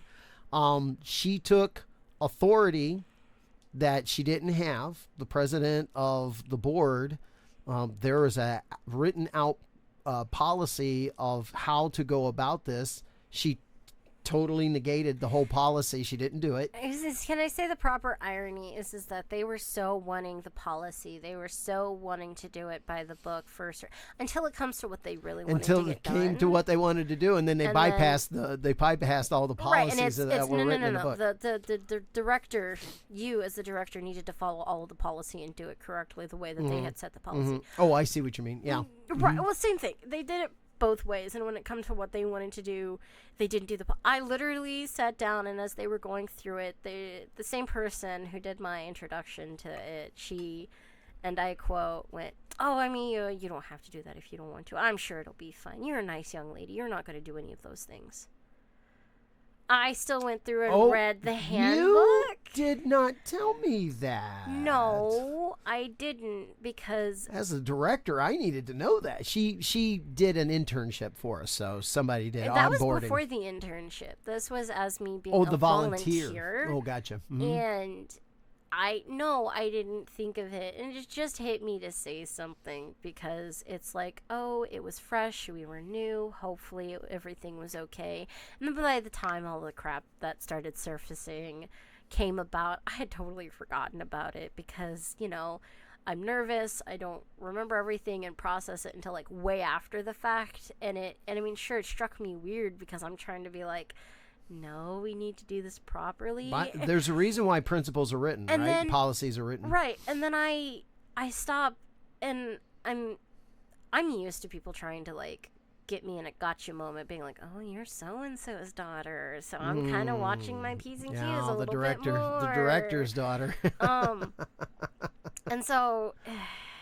So it's happened a lot. But so what's kind of amazing as I went through this, I was getting like flashbacks. It's like, oh God, help me.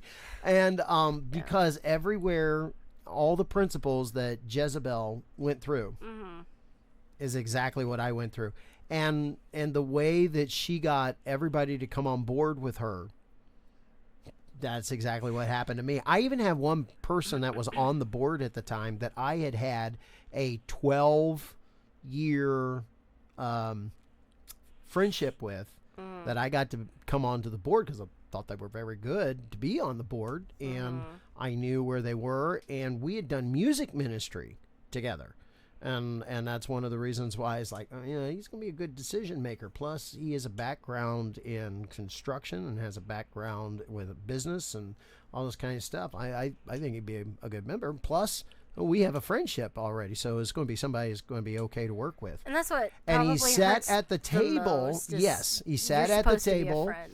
and he literally just, when these accusations came, he just literally lowered his shoulder and his head to the thing, didn't look up at me at all.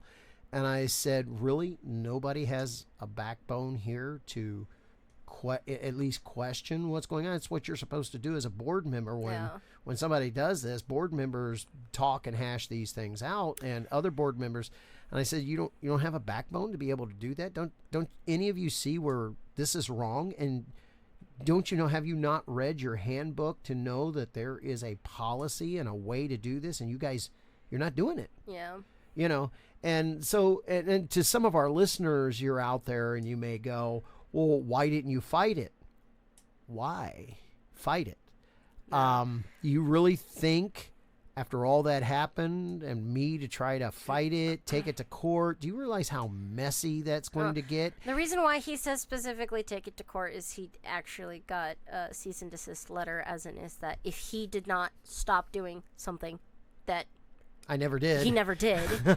And I can attest as that is the whole reason why I went with him in the first place, is to be a witness if they ever did something like this. And lo and behold, they did.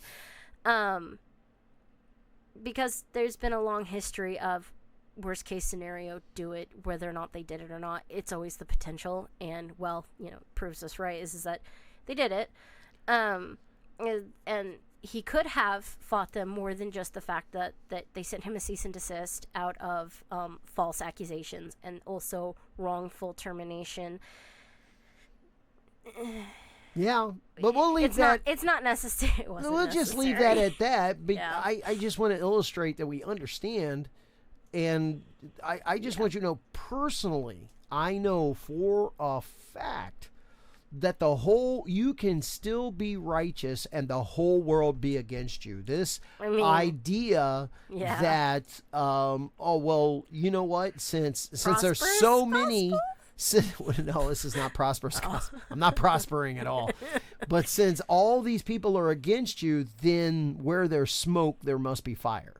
And the answer, that. and that answer is that's just not true. There's a reason why it's called blowing a lot of smoke. Yeah, look at poor Naboth. Poor Naboth. Not poor anymore.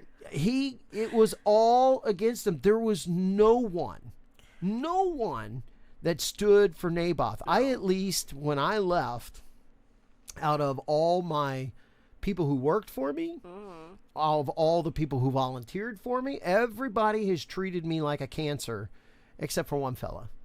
And we still... oh, yeah. Harley and Carol. Yeah. They're so sweet. They are, awesome. and they're beautiful people, and they have really stood beside me.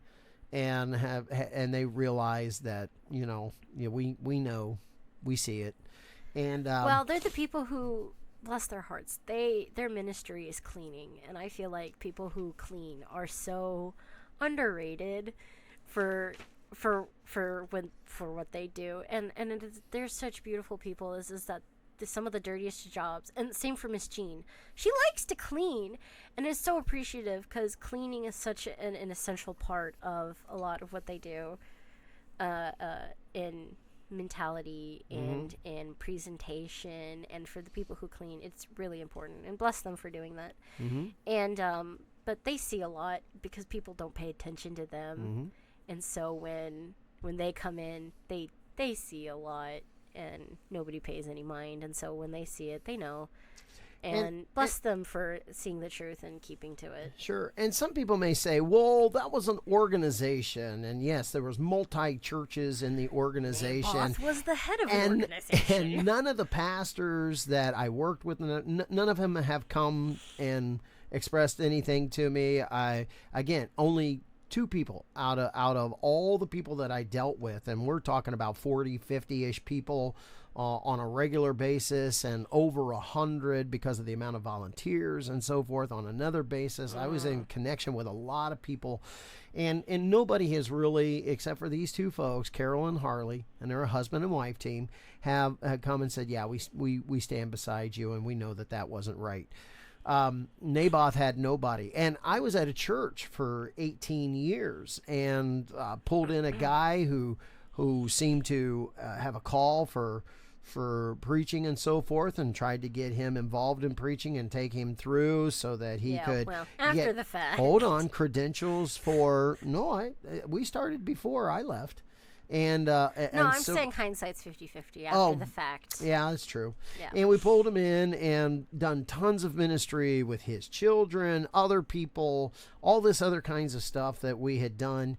Other people that for the whole 18 years did ministry with inside that church, and come to find out that even the 80-year-old piano player a week after I left saw my car drive by, because we don't live very far from the church. Actually, if I remember correctly, she thought she saw a car. It was a similar car that drove by as we were driving by. And somebody just let me know that she stood outside and raised her fist at the car and stomped her feet and said, Pastor Eric, you get on out of here. And here's this lady, and I had done so much ministry together over the 18 years and so forth. And that kind of stuff just cuts. Can you imagine, just for a second, I'm going to come back to this and you say no, but here's Naboth at this godly meeting That's what was called fasting and so forth. Wasn't it fasting? Yeah. I believe. It was fasting. And to come together, and sure enough,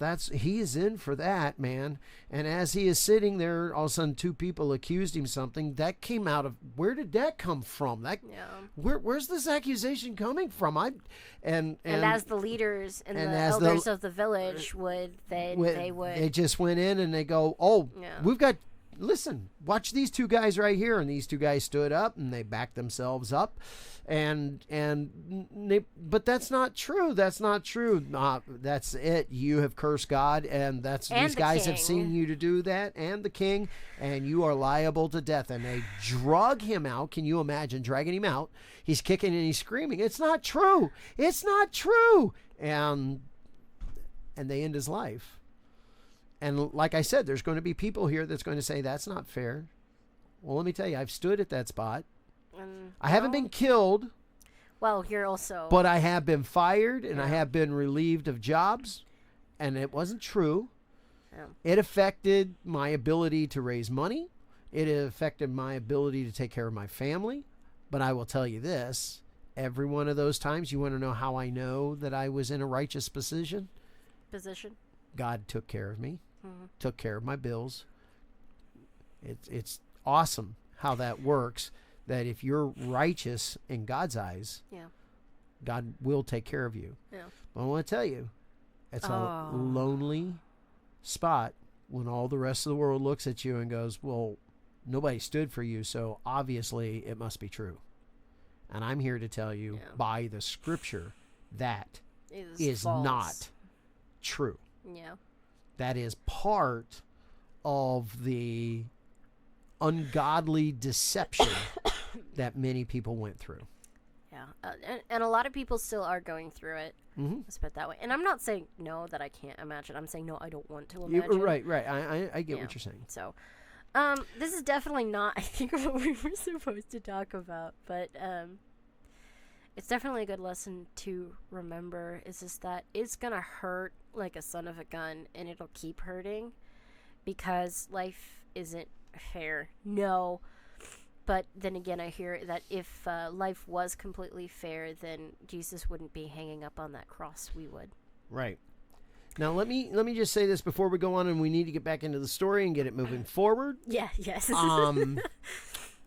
Yes, we are at almost 2 hours. Yeah, I see that. Oh, no. Well, I got 146 over here. No, so. I said almost. Oh, well, we can do a lot in 15 minutes. It's amazing how fast we can move it along. And it's amazing how fast or how much we can stall. And that is this little factor. When these things happen and we think, oh God, you're just, but this just feels unjust. We have another story. It's one of the first historical books. It wasn't written, but it should be a historical book pretty early in our Bible, about a man named Job. Oh, yeah, right. And Job, for all the things that happened to him, you could say, oh my goodness, God, that's not fair. How did you allow that stuff to happen to Job? You're exactly right. Doesn't seem to be fair. But in every one of these cases, and in every case where it has happened to me, here's what I want everybody to know. I'm going to take a verse from Joseph. You may have meant it for my harm, but God meant it for my good. And you're going, well, where's that at with Naboth? Naboth was a righteous man. And as a righteous man, he got heaven. Yeah, that's what I keep comfort saying. Of God. He didn't lose. Now I understand he may have wound up there, and he's like, "How did I get here?" And God had to show him an instant replay of what happened. You can chuckle at that. Well, right? How did I get here? Here, look over here on this screen. I'll show you. It just shows Jezebel. Jezebel. Yeah. Shows the wicked woman. Blah blah blah blah. Oh, that's what happened. But hey, your blessings unto you and your righteousness today. You were here in paradise with me. And I got you. Because you did what you were told. Okay. Now look over here, and here's some heavenly grapes to take you. I don't know. Would you take care of those for me? Right. I really don't know. Got you, Lord. Right. Now that sounds flippant, but there are some things levity. that will not make sense until we get to heaven. Right. The brevity in the fact of how awful that situation is. Yeah. And Joseph said, you may have meant it for my harm, but God meant it for my good. And you get to Job, and Job didn't know why he was going through what he went through, but he said, the Lord gives and the Lord takes away. Yeah. Blessed be the name of the Lord. Mm-hmm. So those are our responses, or what should be, and God allowed it to happen to other people so that we can take a look at our circumstances and go, oh, if those great men handled it that way, God give me the grace to learn how to handle it that way. It's hard. Trust me. I can't begin to tell you the nights that I laid awake I'm up sure at night. Felt like it, yeah. And I'm saying, this isn't right. What's going to happen to my integrity? This isn't right. What's going to happen to my testimony? This isn't, Lord, I lived it straight and correct for you. I may not have been 101% perfect. You like how I got 101 in there? I might not have been 101% perfect, but God, my heart was open and I lived it for you. And to the best of my knowledge, even the times when I needed to go back and ask for forgiveness, I did it. Yeah.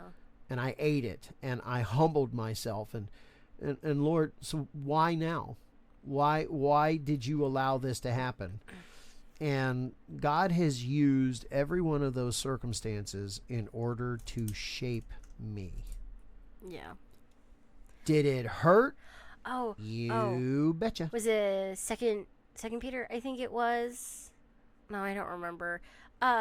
We had on our, if you are following us on Instagram, you would have seen this pop up not too long ago. But it was while we're being disciplined, it sucks. Yes, but it's also necessary, or to being shaped and reformed in how we want. It's not exactly the type of discipline that you think it is, but when you think about the practice and the absolute discipline to stick to your guns when it comes to what is right and righteous in the world against God, that's a type of discipline, and it sucks. Yeah, not the discipline that you think of. I wasn't being disciplined. I was being shaped. Yes. It's a form of shaping. God uses pressure sometimes. God takes away some jobs. I will tell you that I'm doing right now. This is what I am doing as a direct consequence of being out of that job. I went a couple of weeks. I started looking up jobs after I'd lost the job being the executive director. The very next day, I walked in at 10 p.m. and he's sitting there with a bowl of cereal staring at Indeed with a job site. And I'm just like... Well, I lost my income. I know. And I thought... I'm like, I thought you promised Mom that you were gonna, wait a day or so before you were gonna do it. Well, do you know how long it's going to take to generate a paycheck to make up for my monthly income? Yeah. And so we started, and just to let everybody know, the church, my church, is so small, it can't pay me. Now, what it does do is it gives me some benefits, and it helps me out with my house, my utilities, so helps us with that, and I get a small stipend for fuel because we live so far away from all the hospitals and from everybody else that if something happens, I could spend everything on fuel within just a little bit of time. Yeah. So those are the two things the church helps me out with, but it's not anywhere close to an income. Nowhere close to an income.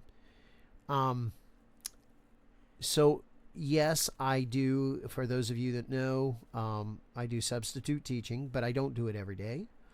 And there are weeks that go by that I don't get a day of substitute teaching in. Weeks.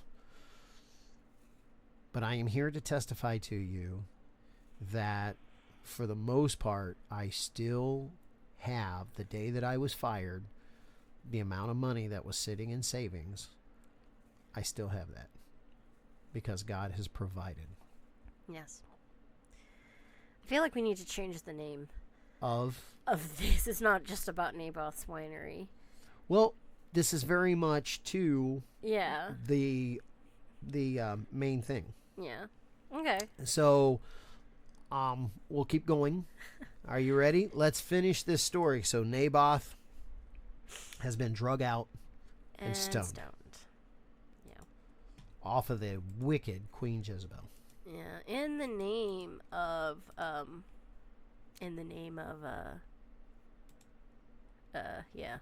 that idiot, the temper tantrum, Ahab, the king. Yeah, sure. She King, stole sure. his authority. She used God's authority in order to do this. In fact, he was killed in the name of God Yeah. because he cursed God. That's what she said. Interesting. They sent word to Jezebel. Huh. How did they know it was Jezebel, even though it was underneath Ahab's name? I'm guessing it may have said Ahab on the outside on the bulla, Yeah. but on the inside of the letter, it said in Ahab's name. that would be the bulla. No, she wrote letter in Ahab's name and sealed them with his seal.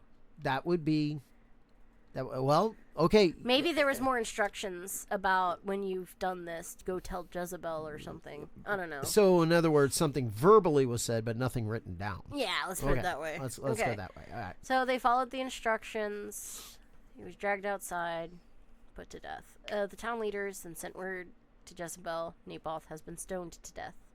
When Jezebel heard the news, she said to Ahab, "You know the vineyard Naboth wouldn't sell you." Oh, say it drippingly, like I got something over on somebody. I mean, just drippingly.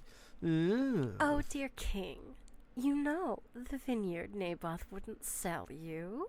Yes. Well, you can have it now. He's dead. Oh. Wow. Okay. Kind of makes you almost throw up in your mouth, right? Queasy stomach, that's for sure. So Ahab immediately went down to the vineyard of Naboth to claim it. Now, there's still a problem there. Mm-hmm. Naboth, and I think we can prove it through other things that happened, Yeah. but he had children. Yeah. So He should have been able to Ahab's- claim it. Ahab still stole it. Yeah. Well, obviously, but would you say that the children weren't old enough to take it, and so he claimed it in the stead? Because automatically it would go to the sons. Yes, go And ahead. Let's so, finish yeah. the story. But the Lord said to Elijah, "Go down to meet King Ahab of Israel, who rules in Samaria. He will be at Naboth's vineyard in Jezreel, claiming it for himself." Man, imagine Now, everybody, everything that we just said before about being on his own, I want you to see this whole thing did Hang on. not escape God's knowledge. Wait, hold on. But the Lord said to Elijah, "Go down." So obviously the Lord was telling Elijah to do this, telling him what he would find. So Yep. so he technically told Elijah before it happened, giving him enough time. No. The No? next sentence gives you the time that God said. Yeah. But it would be at the time when he told him that when he went down that Ahab would be doing it when he went there. I mean, I know Elijah's fast, but When the wind of God is behind his yeah, back. but how fast is he? Anyway, give him this message. This is what the Lord says. Wasn't it enough that you killed Naboth? Must you rob him too? See, he robbed him. So it's not that the land is just up for grabs. Yeah. There's still people to inheritance. inherit it, Yeah. and you still stole it. So Yeah. you robbed him too. Yeah. Well, I mean, even if he didn't have descendants, you still robbed him even in death, considering it was still in the Well, name if there's of the nobody family to and get stuff. the land, the inheritance, then yeah. Yeah, I guess but- in their but- culture, but but to there's- us, it would still be considered that way. But he robs him because he kept it from going to his children. It's still not yours. Anyway, Yep, it's still not yours. Because you have done this, Dogs will lick your blood at the very place where they licked the blood of Naboth. So my enemy, you have found me, Ahab exclaimed to Elijah. Wait, hang on. That's not, that's the demons exclaiming it to the presence of God. It came out through Ahab's mouth. Yeah. I Anyway, don't disagree with you. right. Okay, keep going. Anyway, yes, Elijah answered. I have come because you have sold yourself to what is evil in the Lord's sight. I can't do an epic man's voice. Sorry. So now the Lord says, I will bring disaster on you and consume you. I will destroy every one of your male descendants, slave and free alike, anywhere in Israel. I am going to destroy your family as I did the family of Jeroboam, son of Nebat. Naboth. Naboth. But it's not an O, it's an A. Naboth. That's how they And did the family of Baasha, son of Ahijah. Ahijah. I was close. I was going to say something similar to that. There you go. For you have made me very angry and have led Israel into sin. Now, what is God really talking about? Leading Israel into sin. Taking Naboth's vineyard is not leading Israel into sin. Well, there's a lot of crap Ahab did before. What did he do that led the people into sin? I've said it. Baal worship. There you go. And There you go. yeah. And regarding Jezebel, the Lord says, dogs will eat Jezebel's body at the plot of land in Jezreel. The members of Ahab's family who die in the city will be eaten by dogs, and those who die in the fields will be eaten by vultures. No one else so completely sold himself to what was evil in the Lord's sight as Ahab did. Dang. Under the influence of his wife, Jezebel. Yeah, you got to put that last phrase in there. No one else so completely sold himself to what was evil in the Lord's sight as Ahab did under the influence of his wife, Jezebel.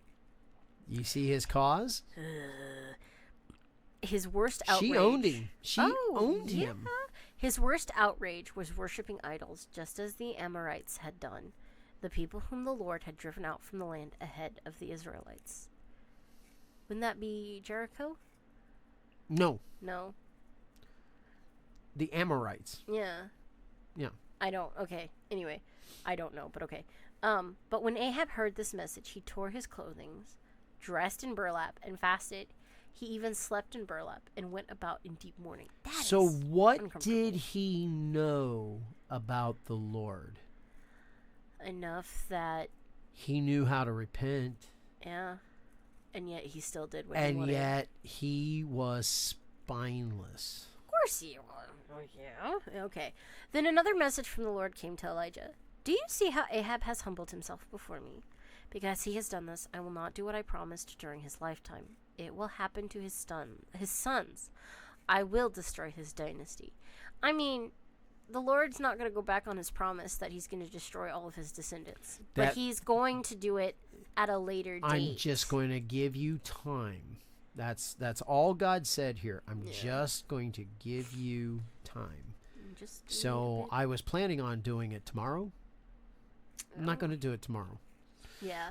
But I am going to wipe you out. All right. It is okay. It is after that because now we're going through the There's Micaiah. I love that guy. He should have been a part of my family. I think Micaiah is a hambrock. I really do. He is sarcasm. He is got a backbone. He's like yeah.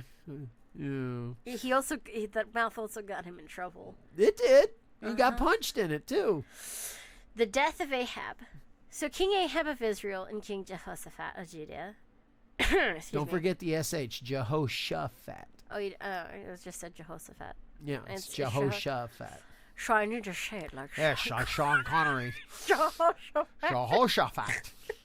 Okay. And we wonder why it's going to take us 3 hours to get through this. King Jehoshaphat of Judah led their armies against Ramoth Gilead. Gilead. Mm-hmm. I was going to say Gilead. Okay.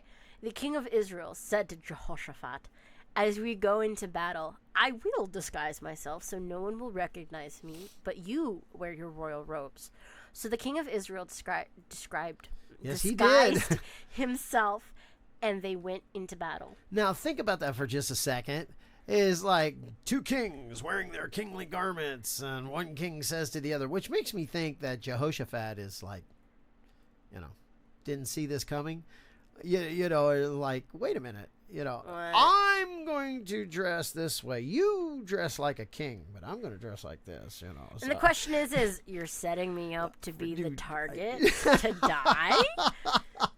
But I don't know how Jehoshaphat was. However, as we read along. Hold on. Yeah, go It ahead. makes me think Jehoshaphat was like, yes, I shall be the important person, the leader, and I shall be the face of this and get all of the Actually you know, not. accolades. Actually not. I don't know because his character, remember, so. okay, Jehoshaphat is the one that said, "Let's call upon the prophets of the Lord." And what do the prophets of the Lord say? And Ahab brings in all of his false prophets and so forth, and says, "This is what we should do." And Jehoshaphat goes, "Wait a minute. Do you have anyone else that talks about the Lord?" "Yeah, I got this guy called Micaiah, but all he does is tell me bad stuff I don't want to hear." And Jehoshaphat goes, "Call him. Let's see what he says. Call him. Yeah. What's he got to say?" That's in the story, just up above it, right? Yeah. And so he comes in and he goes, "Oh, what did your people say?" "Well, then I agree with all of them. God's going to give you the battle." Imagine how he said it. That made him so suspicious. Yeah, and What somebody, and the say head it priest, like how Binky says, it. yeah, and he Yeah. gets smacked in the mouth, and finally, Jehoshaphat. somebody says, "Please tell me the truth." Yeah. And he's like, "Before this battle's over, King, you're going to be dead." It would, So now look. hang on, let me see. Look, he already knows he's going to die. So when we get to this scene, please understand why he's not going to wear his kingly robes. He's going to hide himself amongst the infantrymen. I'm going to dress like one of the infantry guys. I'm going to fight with them because, I'm one of them, right? I'm not going to wear my kingly robes where everybody's going to know I'm the king. But you can, Jehoshaphat. Hold on. I'm sorry. Because the one true prophet of God told him he was going to die. Guess who Ahab believes? It is specifically Ahab that asked him. Yeah. Gosh, slapped him across the face. Yeah. So he wasn't talking to Jehoshaphat. Okay, but Jehoshaphat was there. Yes. Well, I know the story. Yes. Jehoshaphat was there. Anyway, it's just funny because, then Zedekiah. The priest. The son of. That's a lot of A's in that guy's name. Kanana. Looks like that. I'm sorry. Hold on. I'm going to bring this over. I'm sorry. That's a funny looking. I've seen a lot of funny looking names, but. How would you say that? That's Kanana. It is? Mm-hmm. It is Kanana. Yeah, like Baal, Kanana. I'm sorry. That two A's isn't gives funny. you two syllables. Okay, wonderful. Anyway, besides him really funny, walked up and slapped him across the face. So, yes, there's pimp slapping even back in Bible times. Anyway, the death of Ahab. Blah, blah, blah, disguised himself, and they went into battle. Excuse me. Meanwhile, the king of Aram. I was going to say Aram, but okay. Aram had issued these orders to his 32 chariot commanders. Attack only the king of Israel, and don't bother with anyone else. So when the Arameans. Aramean. Okay. I'm sorry, I don't know why that so confused me. So when the Aramean chariot commander saw Jehoshaphat in his royal robes, they went after him. "There is the king of Israel," they shouted. But when Jehoshaphat called out, the chariot commanders realized he was not the king of Israel, and they stopped chasing him. Now, do you remember when I took the youth group to paintball? Which time? I only took them once. As the youth group, I guess. As the youth group. I was going to say there was You and Emmy were doing the filming Yes, for us. I do. Okay. Yeah. Do you remember the time? You shot Emily in the butt. It was really funny. It was specifically you. Obviously, she's still scarred from it or something. Something like that. Anyway, it was funny. Dalton went running past the official. The official is the only one wearing all white out on the field. Okay. And Dalton goes running past the official, and I got a bead on him, and I'm following him with a bunch of paintballs. I mean, this was a pa pa pa pa pa pa pa pa. I mean, I'm rapid firing. Yeah. And he runs right behind the official. Oh. And the official's like, ah! Oh, yeah, I remember that. Oh, my gosh, I forgot. That's the scene that comes through my mind when they're like, no, Jehoshaphat goes running out, and Jehoshaphat is like, no. Where's the white flag when you need it? Not me. Okay. So this is not the king you were looking for. Yeah, it's not me. I remember accidentally shooting the Suburban when I went paintballing. That was another time. That was funny though. 3 times you nailed the Suburban. I had to clean it, so I know exactly. Might have even been 4, but I know at least 3. You'd be glad that the windows were partially down, but I am a horrible shot. Yeah. Anyway. They were, on the inside of the Suburban, everybody. Just want you to know. So she says glad that the windows were down, because maybe she might have broke the windows, but yes, they nailed the inside of the Suburban on the other side because it went through the window. Anyway, let's get back to our story. This is one of the reasons why we take so long. Yeah, just one of them. Just one of them. Okay. And there. Wait, please help. Where you at? Aramean? Yeah, thank you. When okay. An Aramean soldier, however, randomly shot an arrow at the Israelite troops and hit the king of Israel between the joints of his armor. Turn the horses and get me out of here, Ahab groaned to the Turn the horses and get me out of here. Ahab groaned to the driver of his chariot. I'm madly wounded. Anyway, the battle raged all that day, and the king remained propped up in his chariot facing the Arameans. The blood from his wounds ran down to the floor of his chariot, and as evening arrived, he died. Just as the sun was setting, the cry ran through his troops, "We're done for. Run for your lives." So the king died, and his body was taken to Samaria and buried there. Then his chariot was washed beside the pool of Samaria, and the dogs came and licked his blood at the place where the prostitutes bathed, just as the Lord had promised. Guess where Naboth was drug out and stoned? Where the vineyards bathe? No. I'm sorry, where the prostitutes bathed. Wow, it's an impressive vineyard to get up and bathe Why itself. do you have prostitutes outside?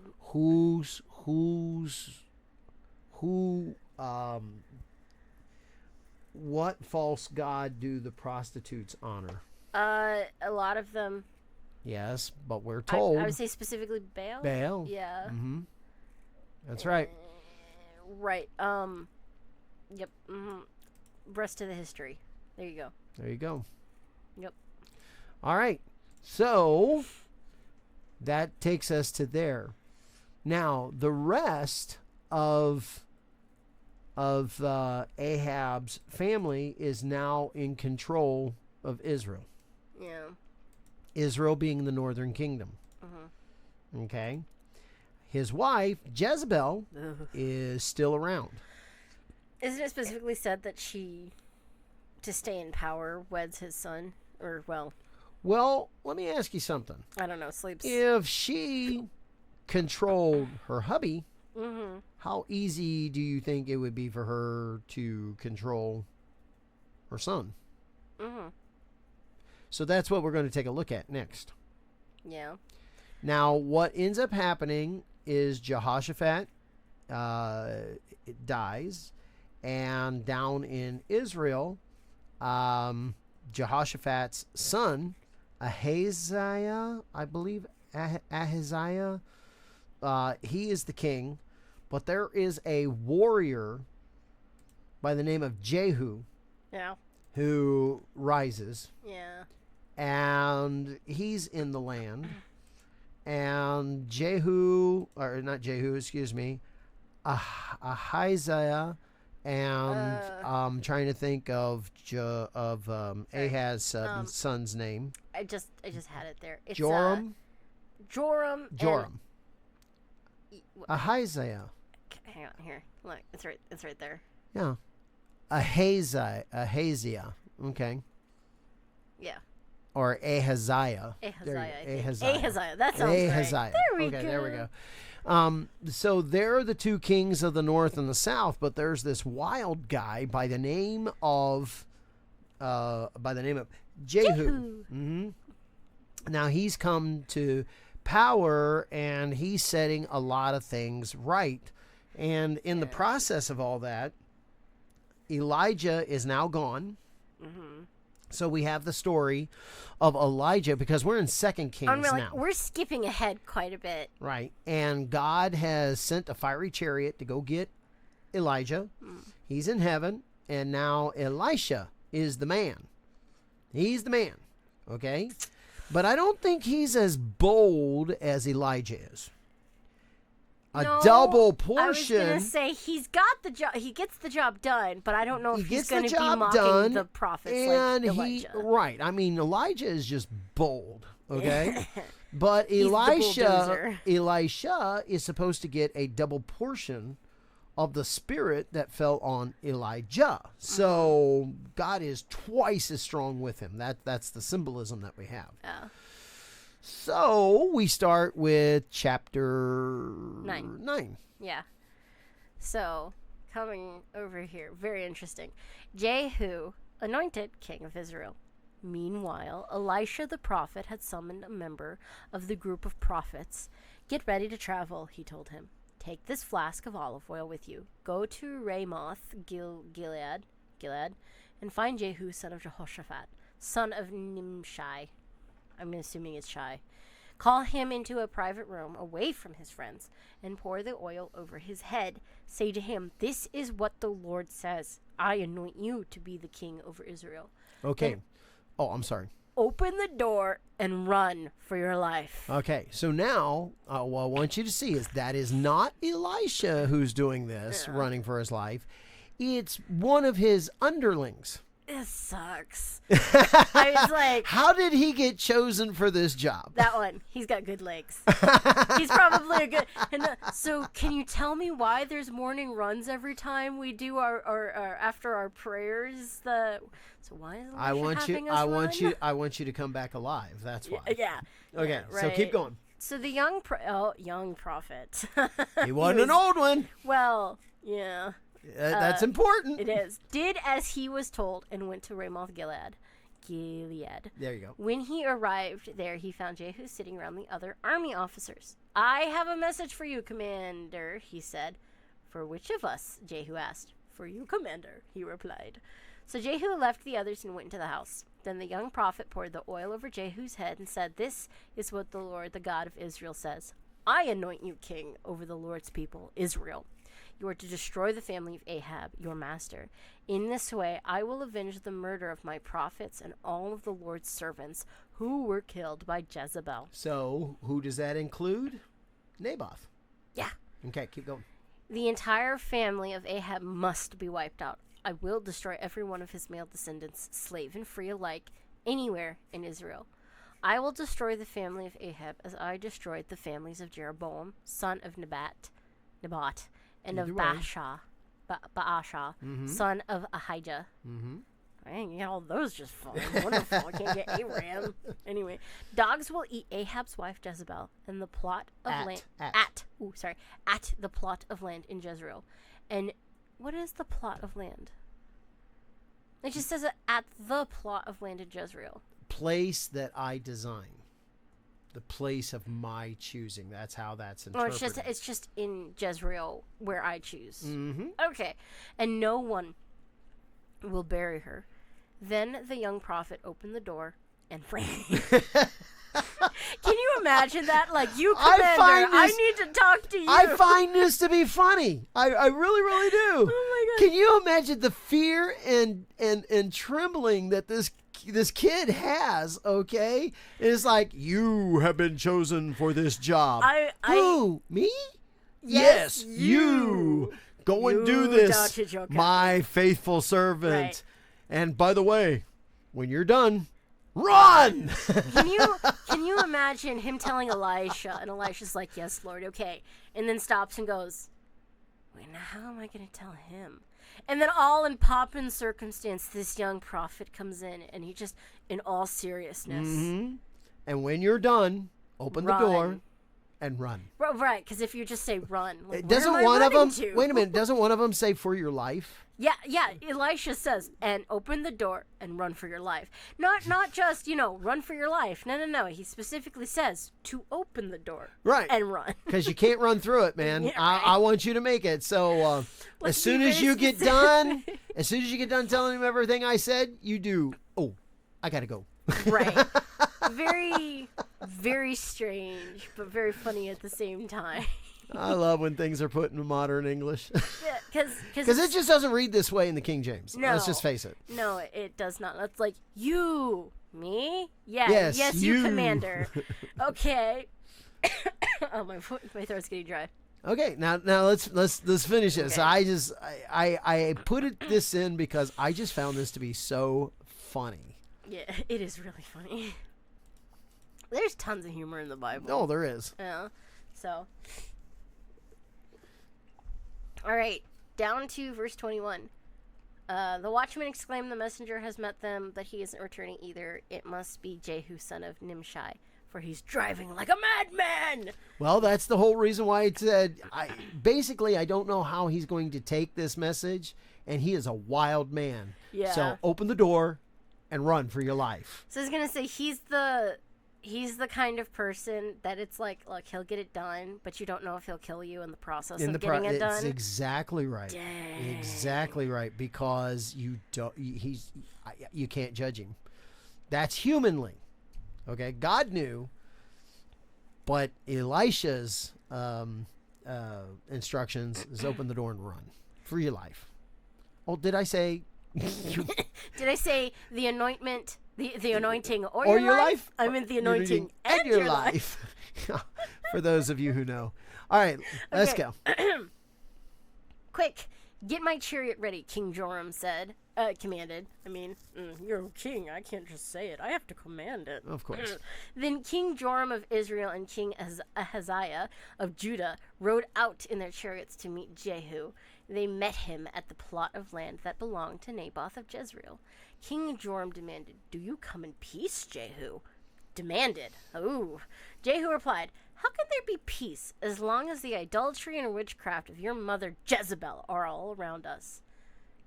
Did he call it right? I mean, he called it right. Okay. Well, remember, Ahab's downfall at the end of it was his weak spine. Dealing with his with Jezebel. with Jezebel was his downfall because he did not have a spine. Anyway, then King Joram turned to the horses around. I might need you to take over. I'm getting really tired. All right. Do you want me to?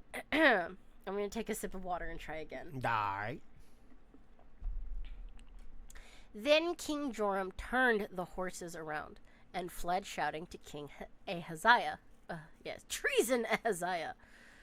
But Jehu drew his bow and shot Joram between the shoulders. The arrow pierced his heart, and he sank down dead in his chariot. Nice shot.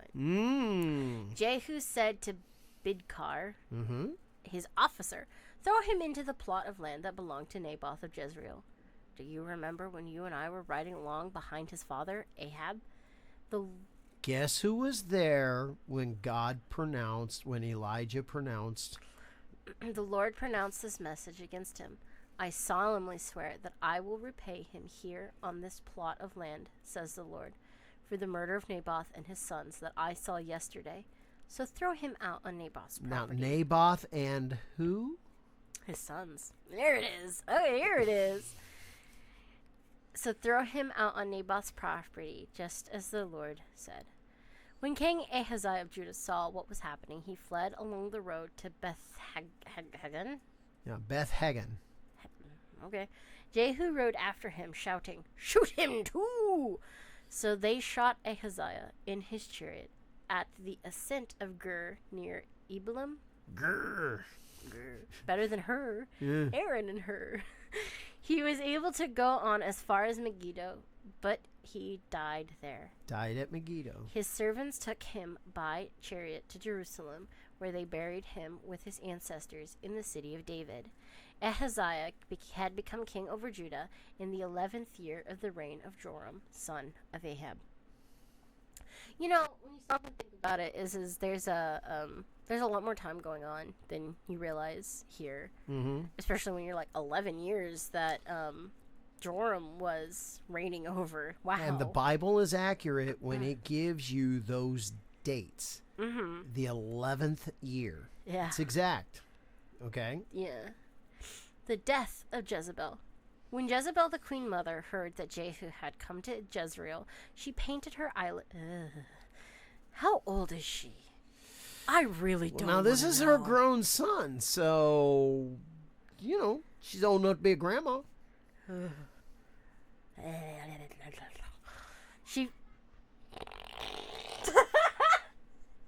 Keep going. When Jezebel, the queen mother, yes. She painted her eyelids and fixed her hair and sat at a window. When Jehu entered the gate of the palace, she shouted at him, "Have you come in peace, you murderer?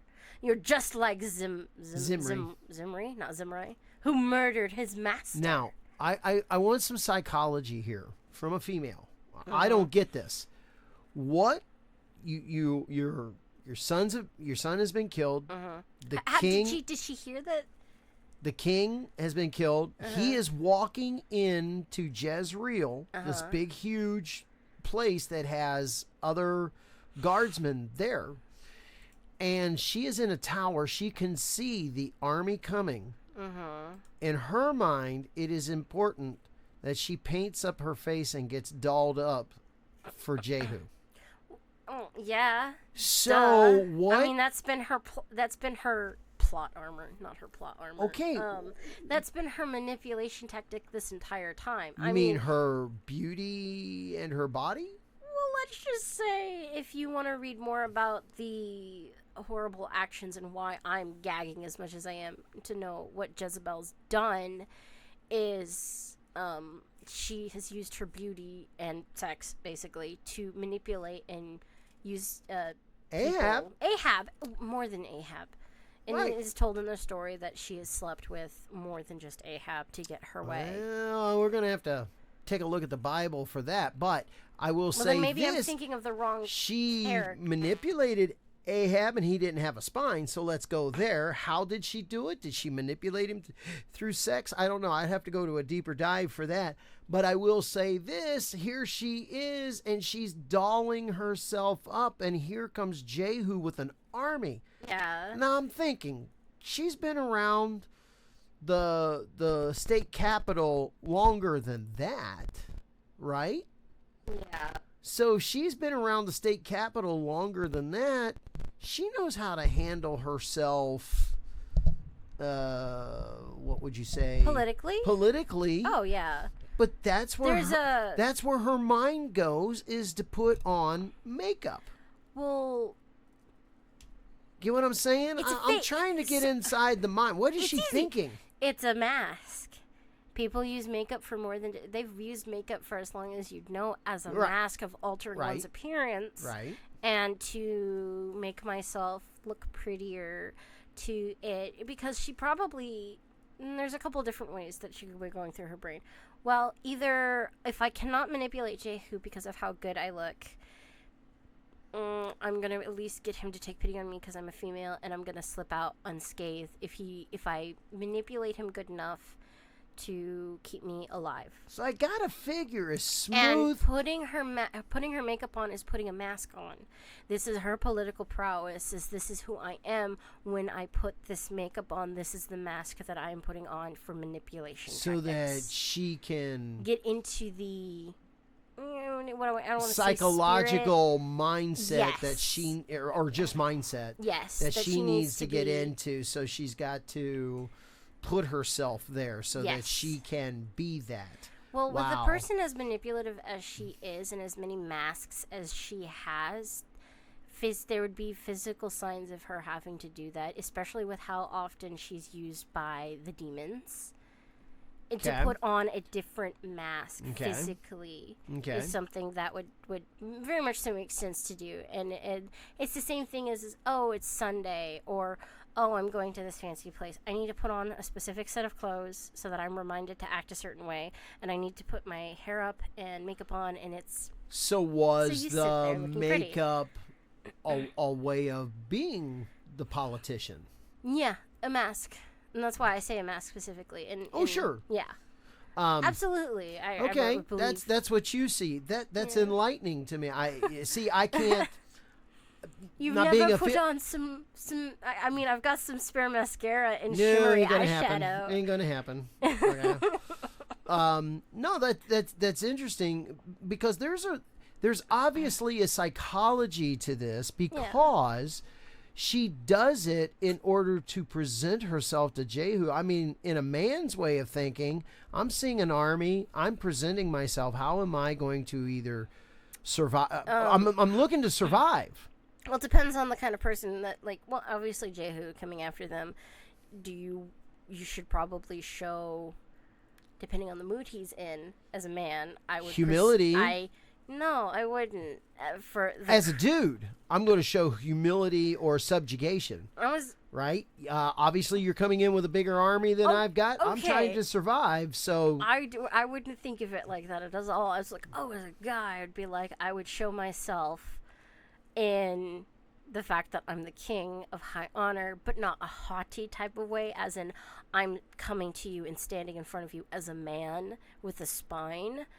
And I think, I don't know, because they say Jehu's kind of off the rocker, so it's like, right, how like a is he madman. gonna Yeah, he's take like a it? madman. I mean, Right. he gets the prophecy, and the prophet is told to run.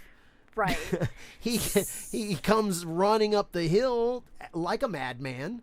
That's what on it his says. chariot. On his chariot. Right. But, like, he would definitely So- be the person coming to your house at 3 a.m. being like, get in, loser. We're getting McDonald's. And we're going to go slay the king. Right. Something like that, right? Something like that. Okay. So here we go. Here we go on with the story. Let's move the story forward We're just a almost little done, bit. yeah. We're almost done. I think. And so she's sitting in a tower. I've seen the tower, or how big they think the tower is, and it's about 3 stories high. Ouch. Okay. It was like just enough to kill you, huh? Just enough. I think Bless you. I think 1 story is just enough to kill you if you're thrown out of it. And this is going to be about 3 stories high. I was going to say, I guess if you land on your head, yeah. But well, there's people let's who've let's take a look. Let's go. Okay. Jehu looked up and saw her at the window and shouted, "Who is on my side?" And 2 or 3 eunuchs looked out at him. "Throw her down," Jehu yelled. Which means they're pretty scared of him. Well, I would Who's say, on my side? Me. Well, The queen ain't going to protect me. I mean, Well, she ain't got it. hold on. I was also going to say they might also be sick and tired of her. And so That's got to go along with it, I'm thinking. redemption and salvation's coming. Somebody's going to come in, and we're not going to get in trouble for finally taking... I'm sure she sat on a few terraces and looked out over the edge, and it has went through their cerebrum, meandered Well, about, look at what if I just pushed her off? Look at all the evil that she has done. First off, I'm sure she was an awful woman to serve bring as well. in Baal. Yeah. Baal worship requires children sacrifices, so she's been involved with that. Well, these are also eunuchs, so... No, but they've seen what she's done. Oh, yeah. They've been around her when she has called for the murder of Naboth. Okay, now that was wicked enough within it, and then we read here it wasn't just Naboth. Naboth and his Sons. sons. Yeah. See, I told you there was inheritance involved. Well, guess what? They're not going to get it, so you die too. Okay? So she's got to wipe out because of the issue of inheritance. Ahab knew who it goes to, so you got to kill that out. So they have seen all this, and that's not even... we think of the grand things. Wait. That's not even how she treats the palace servants. I was gonna say he needed to go claim it, and I guess to claim it, he went and then murdered his sons. That's the That's innuendo. kind of okay. That's the innuendo. I just caught. That's sad. I just caught that though. But then it's the everyday way she acts around the palace. I mean this in an absolute. I'm sure she was a female dog to serve. It's got to be. Absolutely. That's just her character. Yeah, I mean, you can't be nice and be as nasty in those other areas. You're just nasty all the way around. Yeah, that's why I say politically she needed the makeup to put on the mask to be that political person she needed to be. Okay. And I'm sure so many of the eunuchs and servants serving her has seen it. Maybe even have felt it. Been at the hand of her nastiness. Yeah. So... Right. Anyway, Jehu looked up and saw her out the window and shouted, "Who is on my side?" And 2 or 3 eunuchs looked out at him. "Throw her down," Jehu yelled. So they threw her out the window, and her blood spattered against the wall and on the horses, and Jehu trampled her body under his horse's Yeah, it hooves. wasn't just bad enough that they threw her down and she crashed and broke bones and everything else. He trampled her under the horse's hooves. Right. And you know about war horses, right? Yes, I do. They're a little bigger than regular horses or quarter horses. Sturdier for... They're stockier, wider. Let's put it that way. They are impressive to see. Mm-hmm. Then Jehu went to the palace and ate and drank. Afterward, man, can you imagine the servants? All of our leaders just died, and another one walked in. Well, I mean, life goes on. You get another monarch, and then it's like this person obviously looks in charge. Hey, by the way, don't hack this guy off, or he'll hack you off. Anyway. Then Jehu went into the palace and ate and drank. Afterward, he said, "Someone go and bury this cursed woman, for she is the daughter of a king." But when they went out to bury her, they found only her skull at her feet. And her skull, her feet, and her hands. Now. Wait, isn't statues of Baal, specifically the hands and feet, are of precious metals? I don't know. Oh, you got me on that one. When they were, I know a few of their false idols and stuff are made of different materials. But I want you to see the grossness of what God does here. I'll point it out after you read these last 2 verses. Let's get through this. But when they went out, only her skull. Anyway, when they returned and told Jehu, he stated, "This fulfills the message from the Lord, which he spoke through his servant Elijah from Tishbe." Mm-hmm. Because he's the Tishbite. Oh. Elijah was a Tishbite. "At the plot of land in Jezreel, dogs will eat Jezebel's body. Her remains will be scattered like dung on the plot of land in Jezreel, so that no one will be able to recognize her." Okay, here you go. Dang. The dogs ate her. Yep. After the dogs eat her, they go and literally poop wherever they need to. And God said where they would poop, and the whole reason for it is that no one will recognize her. Yeah. Yeah. That's a wicked woman. Now, Naboth lost all that he had lost. And in the process of losing all of that, we had talked about this earlier and said, well, where's God's justice? Well, as we read this, notice none of this escaped God's eye. And what God does after this is he reshapes the whole land because he allowed Jezebel and Ahab's wickedness to take Naboth's life. And as we found out, Naboth's children, and steals the land. Yeah. What? Killing Naboth wasn't good enough? You had to rob him too? So all of that ends up making sense, right? But God used their wickedness. And think about all the children that she was involved with being sacrificed to Baal. Yeah. We don't even talk about that. That's just a natural consequence of being Baal into the land. Yeah. And Ahab, being supposedly a Hebrew, couldn't even put a stop to that. All right. So God's going to wipe it all out. Mm-hmm. He's going to take it all. In respect of Naboth's righteousness is rewarded in God's holy heaven. Yeah. So we feel bad, and it's like, where's justice? We need to redefine what justice really is and how bad what Naboth got. Because when you think about it in the scheme of heaven and hell and eternity, Yeah. Naboth was blessed for his righteousness. Yeah. The other lesson that we learn in this is that it is true. A lot of times you cannot use that idea of measurement. This is no measurement, that a man must be unrighteous if everything is going against him. Mm-hmm. That didn't happen with Joseph. That didn't happen with Job. That did not happen with Naboth. So I got more than one figure that was left, that evil fell upon them, and yet they were still a righteous person. Well, I mean, the biggest example of all is Jesus. Steal my thunder. Oh, I'm Way sorry. to go. I'm sorry. But go ahead and tell everybody what's your evidence with Jesus.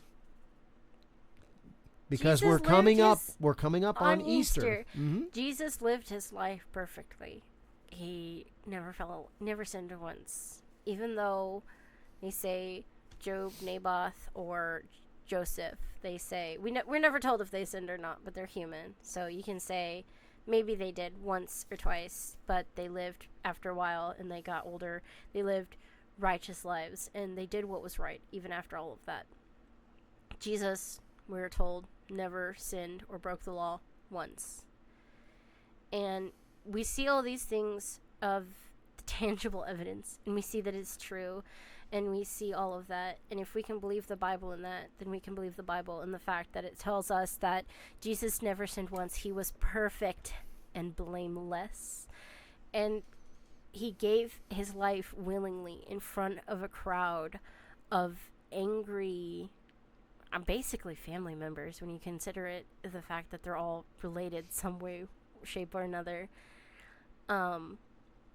Angry people, and they're all like, he's at fault. Well, what is he at fault for? We don't know. We're angry. We're going to blame him and say he's at fault for something. And because one person's angry, well, he's angry. I'll be angry. He must have a reason for being angry, and I'm angry because he's angry. And well, why are you angry? We don't know, but it's his fault. Well, why is it his fault? Because he exists. That's basically, when you put it like that, that's pretty illogical. But God used that blameless Jesus as the sacrifice to take on all of the blame of us, because we're not perfect. We're not sinless. And remember the accusations of his court trial. I don't. At midnight, when nobody else was up, they had to have a midnight thing go on in order to hold his court hearing. I don't remember. What was it? He was said that he would tear down this temple and build it back up again in 3 days. Well, that went against the Jews. But the one that they got him on was that he said he was God. And that's when the priest tears his clothing and says, blasphemy, he should die.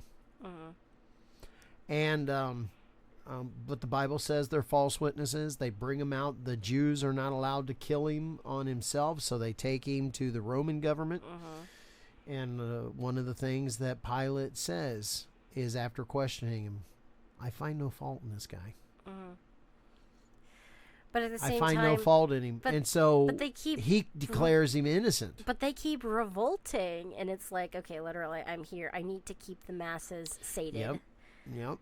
Because And rather that they threw it at. I'm rather gonna kill one innocent guy to keep the angry mob at bay. That's what the Bible tells us. And so they threw it at Pilate. You're no friend of Caesar. Oh man, that'll get you killed.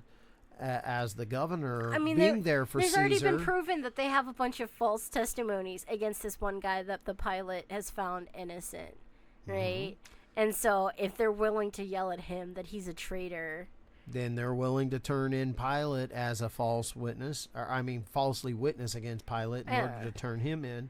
And so Pilate says, do with him whatever you want. But we can't. Remember, it was false accusations that took Jesus down, and yet he was righteous. And I'll take you to the very last statement that was said by the people there. And Pilate said, hold on, Pilate said, I find no fault in him, and so his blood will be upon you. And the people hollered back, let his blood be upon us and our children. Gee, thanks, Mom and Dad. Honestly. Right. But just like Naboth, just like Job, just like Joseph, and I'm sure I'm going to take a moment or two and find a few other people in God's Word. There was a reason Stephen. that it went where it went. Yeah. Okay? Yeah. God, you may have meant it, you say to other people, you may have meant it for my evil. No, not God. But God meant it for my good. So I go through, and this is one of the things that shapes my attitude about being dismissed from a job that I really enjoyed, a job that I've never been paid that well in all my life, and all this other kinds of stuff. And God took it, and there are people who, it seems to, I'm concerned about my testimony because that's what I do for the Lord, and have clean hands to the best of my ability, so that when people see me, they see Jesus. That's a huge part of my ministry and the way that I've lived for years. But God saw what happened. Yeah. The rest of it will be left up to the Lord, and that's what I need. I need to focus on, did God do this for my hurt or for my good? And you don't know, he does everything for our good. Well, and so for good. So then our good. Yeah. And so then I have to stop and go, you know what, Lord, then how do I learn to forgive? Because I need to forgive so that I'm focused on you, and that I'm not harboring. I'm just sitting here because it took 2-3 weeks in working through and constantly praying every night. I'm going to bed, and it's like, Lord, help me to forgive. Get this off of my mind. I'm not there anymore. So you know what? Why am I even concerned about it? Why do I even care about what's going on? You have moved me on. What do you have for me to do? But it was tough wrapping my brain around and working on forgiveness and to get on to what God wanted me to get on to. And that's where God wants us. That's the shaping. That's all that's going on. Did Jesus not teach how to forgive those who will despitefully use you? Yeah. That's what happened. I was despised and was being used. I took an organization from $94,000 in the red to $60,000 in the black in savings, and was operating off of a monthly budget, and was able to put money away for savings. Took 2 years to turn that kind of thing around, but I was despitefully used. Yeah. So let God deal with it. Yeah. Okay, Lord, what would you have me to do? They meant it for my evil. God meant it for my good. Yeah. Do I trust him? Yeah. And so when it's all said and done, we before we get to the main thing, let's show some more images, shall we? Right. I was just gonna be like, we can't get out of here without showing the images because this is about archaeology to prove that this is really this really was happened. really real. So I've looked up this little thing right here, and I think we'll want to use maybe this one. That one and the other ones that are in the thumbnail with it. In here? Uh-huh. Yeah. Because when you, that one, and then another one to show the vat, but we'll get to them one at a time. Okay. So. Oh, there's the vats. Yeah, you can see them, but when you get down a little closer, this is a drone picture directly over top, and what you are looking at right there is bedrock. It comes that high up into the surface on the mound. Wow. Yeah. And so Naboth's vineyard is just down from this as the ground slopes down to the right. There it's in the front of it. Now, let's talk about that ground really quick before we talk about the actual winery that he had there. Is that cactus? Could be. They can cactus. raise it over there. But here's what I want you to see. Back over to the right. It's out of the picture. Right Goes there. slopes up the hill. Yeah. Sloping up the hill, and to the top of the hill is the Tel Jezreel that has the ruins to the palace. Oh, okay. Okay, that's just out of the picture. Yeah, let me Go to the one down below. This one? Yes, go to that one. Oh dear. Maybe You not. got to open it, and it'll give you the right size. I did open it. I opened it. Click on it. Uh-huh. No. No, Close enough. but you can do it from there if Yeah, you want. actually, these have multiple pictures. Okay. Oh, we just use Can you this. blow them up? I'm getting there. Hang on. Well, this is the question. Hang on. Well, it looks like you can. Okay. To the right, that group right there is called a kibbutz. A kibbutz, that's a Hebrew word, and means farm community. Okay. And so you get a bunch of people that come together, and they live in a community. They help each other, Say that that's kind of what thing. All of this is here. Yes. In here. Yes. Now, if you look over, the winery is to the left, and in between the kibbutz is Tel Jezreel. Right above the T of Tel is the top of the hill. Okay, yeah. And just down from it, remember that Literally sloped up. that what's his name, King Ahab said, "Oh, you're just right there. You're so conveniently located next to me." Well, it was very conveniently located next to him, and he wasn't lying about It's that. not even a complete stone's throw. Right. You're just right there, and I want to change it to a vegetable garden. Anyway, Sure. we did all that. So anyway, what I wanted to say about the kibbutz. So the kibbutz went in before this was, the kibbutz is about 25, 30 years old. Okay. All right. And they're farming all that area that you see that is in rows and farmland and all that kind of stuff. And they wanted to bring the farming over towards the Tel. Yeah. The problem was, It's a tell. is 25, 30 years ago, they knew the mound was there, but they didn't know what was there. Okay. This, the Tel Jezreel was only excavated, it started between 2013 and 2018. Interesting. Okay. Well, the strata that had the Bronze Age strata in it. Yeah. Okay, is only 2013. They started excavating in actually 1990, so it hasn't been that old. Yeah. But the kibbutz has been there before that, And the kibbutz was trying to figure out what they could put in order to heading towards that hill. They wanted to know what they could put in that they could farm up on that hill, because as you notice, down in the valley, did you see that's where they had all of the, that's where all the farmland is. Yeah. But they're not farming that hill. Right. And it's well, like, it's a hill, so well, it takes a bit more to farm. when you want to, hills. when you want to make a profit on everything, you don't want land left undone. And so they took soil samples from around the hill. Mm-hmm. The soil samples on the side of the hill towards the kibbutz was good for olives, Okay. but was no good for a vineyard.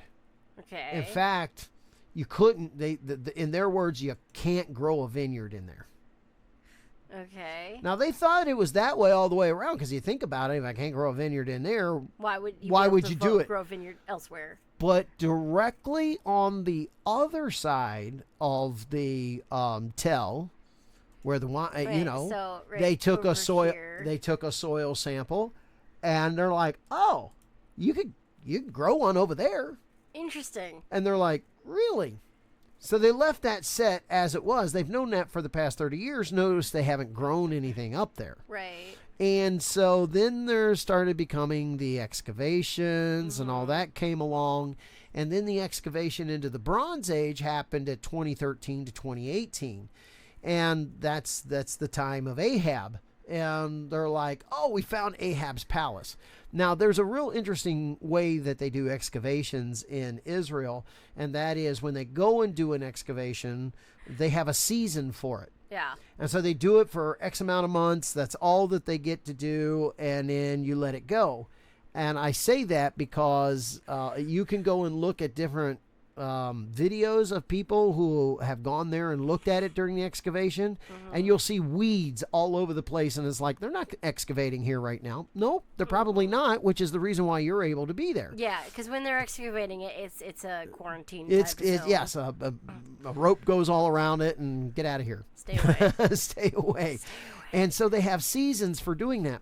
During the 2013-2018 time period, they were interviewing some people from the kibbutz and other stuff like that. And once they identified the foundations for Ahab's palace during the Bronze Age, they're like, well, if the Bible is true, there should be a winery around here. So they asked the people in the kibbutz, you've been here way longer than us. Yeah. And they're like, oh, we're not sure that there's a winery because most of that hillside is no good for Grapes. for grapes. You can't grow grape. You can't grow grapes over there, except in this one area. I feel like the people asking those questions are like, you should have led with that answer. Except in one area, and they're like, well, what area? And they came out, and they're like, the best that we know, the samples came from here, and they marked it off for them. Yeah. They started skimming off the topsoil. Like you do. And right just underneath the topsoil, they found that bedrock that was raised. And as they uncovered that bedrock, it's like somebody's carved into this bedrock. And they had to wait until they got it, all the way done. And as soon as they did, if you'll pull up the picture. Which one?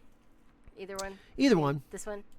No. The overhead one, that's not, that actually is not it. No, what is that? That's a whole nother site. Oh, okay. This one. Yep. Doo-doo. So when you look and you see the bedrock, that's just one piece of rock. And the winery is literally carved into the bedrock. Can you blow that up just a little bit? It's going to be a bit fuzzy. Well, that's all right. Well, I'll get, as big as you can. And hang on. I'll get this one. This one wasn't too bad. I was going to say, again, yeah. Too many buttons to push. Okay, that's good, because that just fills the picture. It's way bigger for them than Yeah. you. Okay. So I want to show everybody that now this is one piece of bedrock, and this is a piece of the mountain that is there. It is the rock underneath the mountain. I was Okay. gonna say, I thought it was the rock in the mountain. The rock of the mountain. Yeah, Is what it is. It's just the dirt and grass that sit around it that put this on top of it. And this is a little higher on the hill. It's tipped downward, so the top of the picture that you see is lower than the bottom of the picture. That's the way that it's tipped. Okay. So we're going to use gravity flow here. Yeah. Are you ready? So where A is, you see A? Yeah. Okay. Oh, your thing was on. Where A Sorry. is, that square. So go around the square for everybody. That is what we call the stomping floor or the treading floor. That's where you're going to stomp the grapes. Okay? Yeah. All right. So think about people coming up in their baskets. Their baskets are full of grapes. And then think of how big. Well, if we see a picture with a person standing there, you can put 6 people inside that thing. Oh, wow. Okay? And it's about 1.5 feet, 2 feet deep. Maybe like 6 people. That's not too bad. Nope, it's not too big. But at the same time, for the time period that we're talking, that's a nice size. Yeah. And you got to think it's Well, you can only batch it in so much that you can handle. So if you do too much that you can batch, a then... day at a time. Right. A day. Your sunrise and sunset is dependent upon this. It's not like the wineries out in California that can do, like 10, 100 times that. Oh, absolutely. Right. Which is one of the other reasons that the kibbutz have not tried using that ground. That ground over there is not big enough. It's very small. For the amount of commercial winery that they want to use. Right. But go back 3,000 years ago to... you don't have people or 2,500 years ago. You don't have people coming in and out every day wanting to buy a couple bottles of wine. You have one trader coming in wanting to buy a couple dozen that you've had a few years to make, and then you've got like a few months that go by, and you've got more one or two other traders. So you've got months and weeks at a time to stock up for your wine. That he's been processing since, I suppose, his father's time. Mm-hmm. You don't actually know when his vineyard came about, but it's known as his vineyard, so I assume he probably started it. I don't know. Right. Now, what I want you to do is go to vat B. See the B up there? Yeah. Now that's a vat. Uh-huh. If you go straight across that wall, you'll see a giant crack. Yeah, right there. Nope. Oh, that one? We're going to go there. That one. It's next. There that it is. One next to the vat. So what would you get your stompers? Yeah. And you fill that out, and that crack is actually chiseled in there. And as the juice rises, where do the pits go? To the bottom. To the bottom. Look at the center of the floor in the stomper's vat. Okay, so that holds it. So will your skins. I wonder how many people fell. Then your clothes soak up the juice, and now you're wasting the juice. And it's limited. So they go down, and then your juice rises, and it goes right through that crack into vat B. Yeah. Now, here's the beautiful thing. Vat B is really deep and square. Yes. Okay? And if any skins or pits get through, where are they going to go? To the bottom. To the bottom. And so go to the corner of vat B. Go straight across to the right. Yeah. Oh, it's the right. There's a crack right there. And if you look, trace the line. Keep going, keep going, keep going. Where does it lead you to? Vat D. That is correct. Because there you get a triple process of skimming off and making sure. Because can you juice. Now you're getting to it. How much juice do you got to do that? That's a lot of grapes. That's a lot of grapes. So it really, you think about it for how small it is, and oh man, that's not many. No, actually, you got to have a lot of juice to go from vat B to vat D. Now, here's the cool thing. You ready for this? Yeah. Look at vat C. Yeah. Vat C does not have any cracks going to it. No. But it has a deep well in the middle. C kind of covers it up. Okay. And in that well... Like these intentional holes? Hold on. You're beating me to it. No, I'm asking, is it like these? No. No. Oh. Okay. We'll get to those in just a minute. Okay. What's going on there is you can build a fire because the center of the floor is lower than those edges. Can you kind of see it around the outside of C? Look at the C in the middle, and then you see there's kind of a deeper set. Yeah, see that darker stuff there? Yeah. Okay, so you can build a fire, put a pot on that, and operate it like a double boiler Oh. and heat water because it'll seal that flame underneath. Yeah.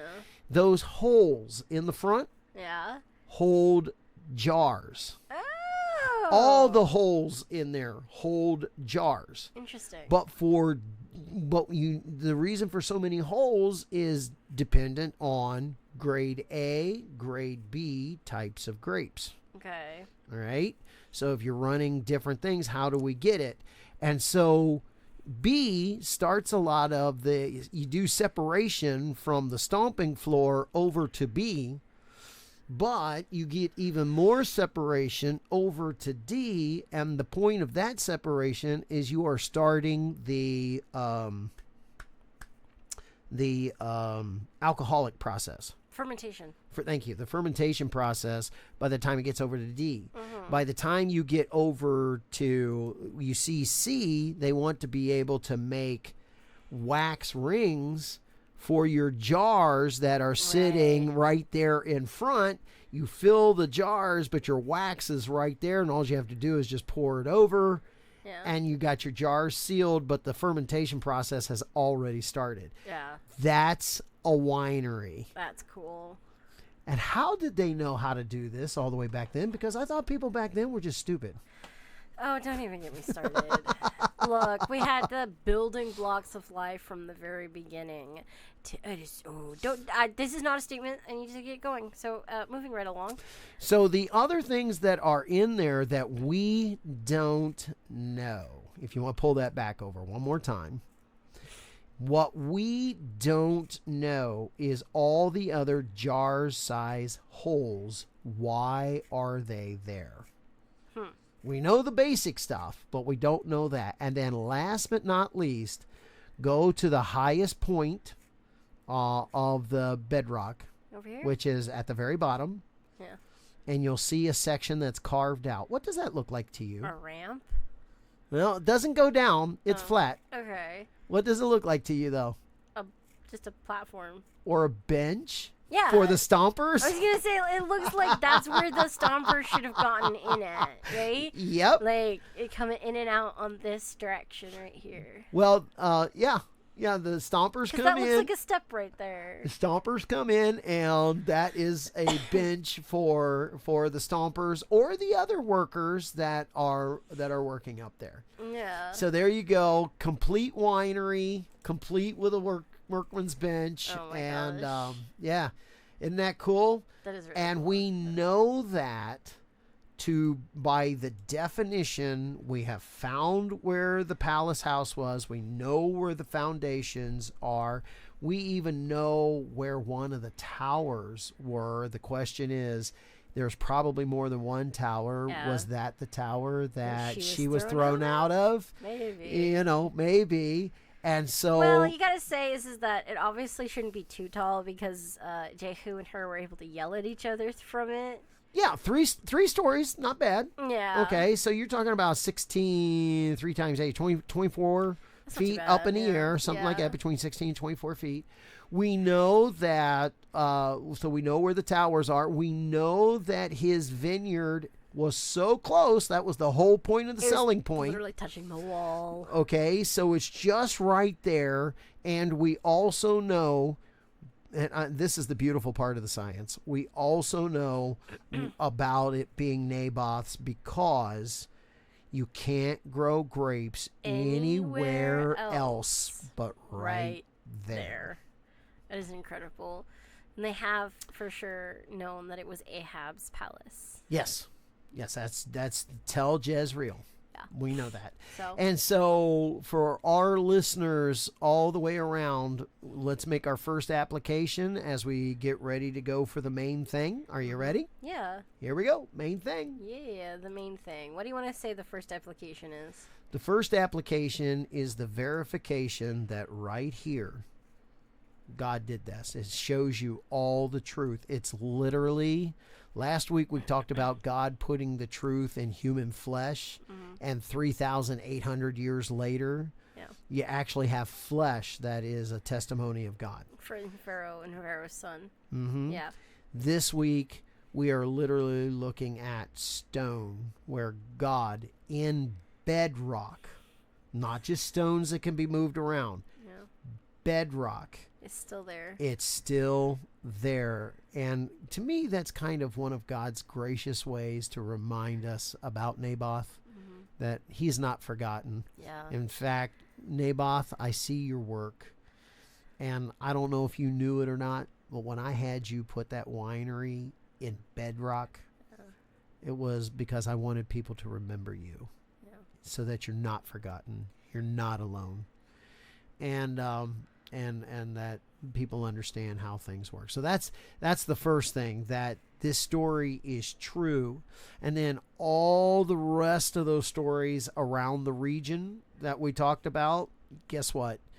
God's word is true. Yeah. You can hang on to all that stuff as truth. If it said it about Naboth, which was also during the time of Elijah, we have the story of Elijah, the 450 false prophets, Elijah being taken up. And then we talk about Elisha in this story. Well, and that Elisha, poor young prophet that had to run. Elisha saw Elijah taken up, and the mantle fell on him, and all those stories are true. You want to know how we know? Because the accuracy of this one story. Why would the rest of them be lies then? And there's more than just this one story. There's more than just Egypt. this one, but this one just happens to happen during that time period. Right. Okay, and it is there. Right up until not only all of that goes, but remember the battles that happen out there on Jezreel. All right? And even before I get to that, I don't want to skip over Jesus of Nazareth making it over to Mount Tabor. And how many times had he probably been on that mountain with quiet time with God? That's why being on the Mount of Transfiguration is such a easy and beautiful thing for him. It wasn't anything new. He had spent time with God over there before, in my estimation. I can't prove that, but the mountain is still there. Yeah. Okay, and that is quite a mountain experience. And then we come back and we go, well, what about the future? You know, and the future says that the very last battle, the same God who said that my word will never pass away, and Naboth's vineyard is etched in bedrock. Proven because of not only soil samples in agricultural science, but also the fact that they in archaeological science, that they have proven that Ahab's palace, that is right Ahab's palace there. And remember, Ahab said, it's close to my palace, so I want it. That way I don't have to walk far. Fresh grapes. Oh yes. Just toss yes. them Oh wait a minute. No. Pull a couple of carrots. I want a vegetable garden. Jerk. Anyway. Moving right on. Anyway, is right there, and all the prophecies that surround that story are also real. Ahab died. Ahaziah. Ahaziah. No. Ahaziah. Aya. Okay, you guys go look it up. But he's the king of Judah. Azahiah. There we go. King of Judah is killed at that battle. We talked. Jezebel died. I'm trying to think. The king of Israel, Jezebel's Ahab. Joram. No, Joram. Yeah, Joram dies. We move from Elijah to Elisha. He is there. All of that is true. It is historically accurate. So the spiritual part of it is true too. Why do you think it's such a strange thing that God could tell us that king is going to die? And yet in the middle of it, the king that Jezebel had Naboth killed, but God judged Ahab for not running the country in a godly manner. And when he repented, believe it or not, God still had mercy on him. Now, there was judgment that fell because he didn't do it, but I'm not going to do it today. I'm going to do it, be at the end of your life, but you won't get a dynasty. Yeah. And that's the reason why Jehu became king. It wasn't Jehu wasn't one of Ahab's kids. Dynasty was done. And all was ran true. And then we find out at the end that Jehu was right behind Ahab when Elijah told him the prophecy. Can you imagine Jehu remembered that and fulfilled the prophecy? How old would he have been, considering? I don't think he wasn't a commander, but by the time that he went through and did everything as, Jehu the crazed madman. He's crazy, man. He was a commander. Stand back once you give him the word. Stand back, because he's crazy. I have no idea what he's going to do. It is absolutely incredible, but also to take heart that even in standing up, Jesus said that when you follow me, you will be persecuted. Yeah. And it has been shown all throughout history that in standing up in God's righteousness, you will be persecuted. And also notice this, it always is unfair. It is always with false testimonies. It is always in... if you're righteous. If you're righteous. When you're unrighteous, Joseph, Job, God himself. Naboth. Yeah. When you're unrighteous, God himself will pronounce your judgment. Right. But take heart, because at the end of the day, even as the awful and as bitter and as heart-wrenching as it is to stand in front of those people who are calling themselves judges and they're doing nothing but spewing lies, the judge of everything, who will pronounce justice among the world, will look at you, and as long as you are still in his righteousness, he will say, I have found nothing wrong with you. You will be given your reward. Amen. And as long as you remember that, it makes all of the heart-wrenching late nights worth it, because at the end of the day, he is worth it. And we're doing it for him. So the main thing, yes, in all things, operate under God's righteousness, personally, and corporately. Be sure not to be one of those people that when everybody else is in line and judging somebody, and I don't mean the kind of judgment to go, I see the way that he lives, and I don't. No, I'm talking about the kind of judgment that goes, this guy said this and this about him. You know what? We need to remove him. We need to stone him. We need to trash his integrity or personality or reputation. That's a kind of judgment that belongs to only those who are in the know need to judge. And if you and I are standing there next to that person, or we don't know. No. Don't do that. No. And also, there is a righteous way that corporately, even if you are in the know, there is a righteous way to behave so that God is seen in everything that you do. Be sure to do everything corporately and personally righteous. Because if you don't, hear me out, if you don't, and that person is righteous, you're in the wrong. God will judge you. And I'll tell you what, you would rather be that person going through all the harrowing and hard and heart-wrenching stuff than you will want to be judged by God. Yeah. There's the lesson. Because believe it or not, and I don't get joy in this. No. But those people who have done the things to me that they have done, I have actually had to learn how to start praying for them. Because what did Jesus do on the cross? Father, forgive them, for they don't know what they do. And I say the same thing. I have said now. It is an evil and vindictive spirit that wants them to get their comeuppance. but yet you know what God will do for you, his child,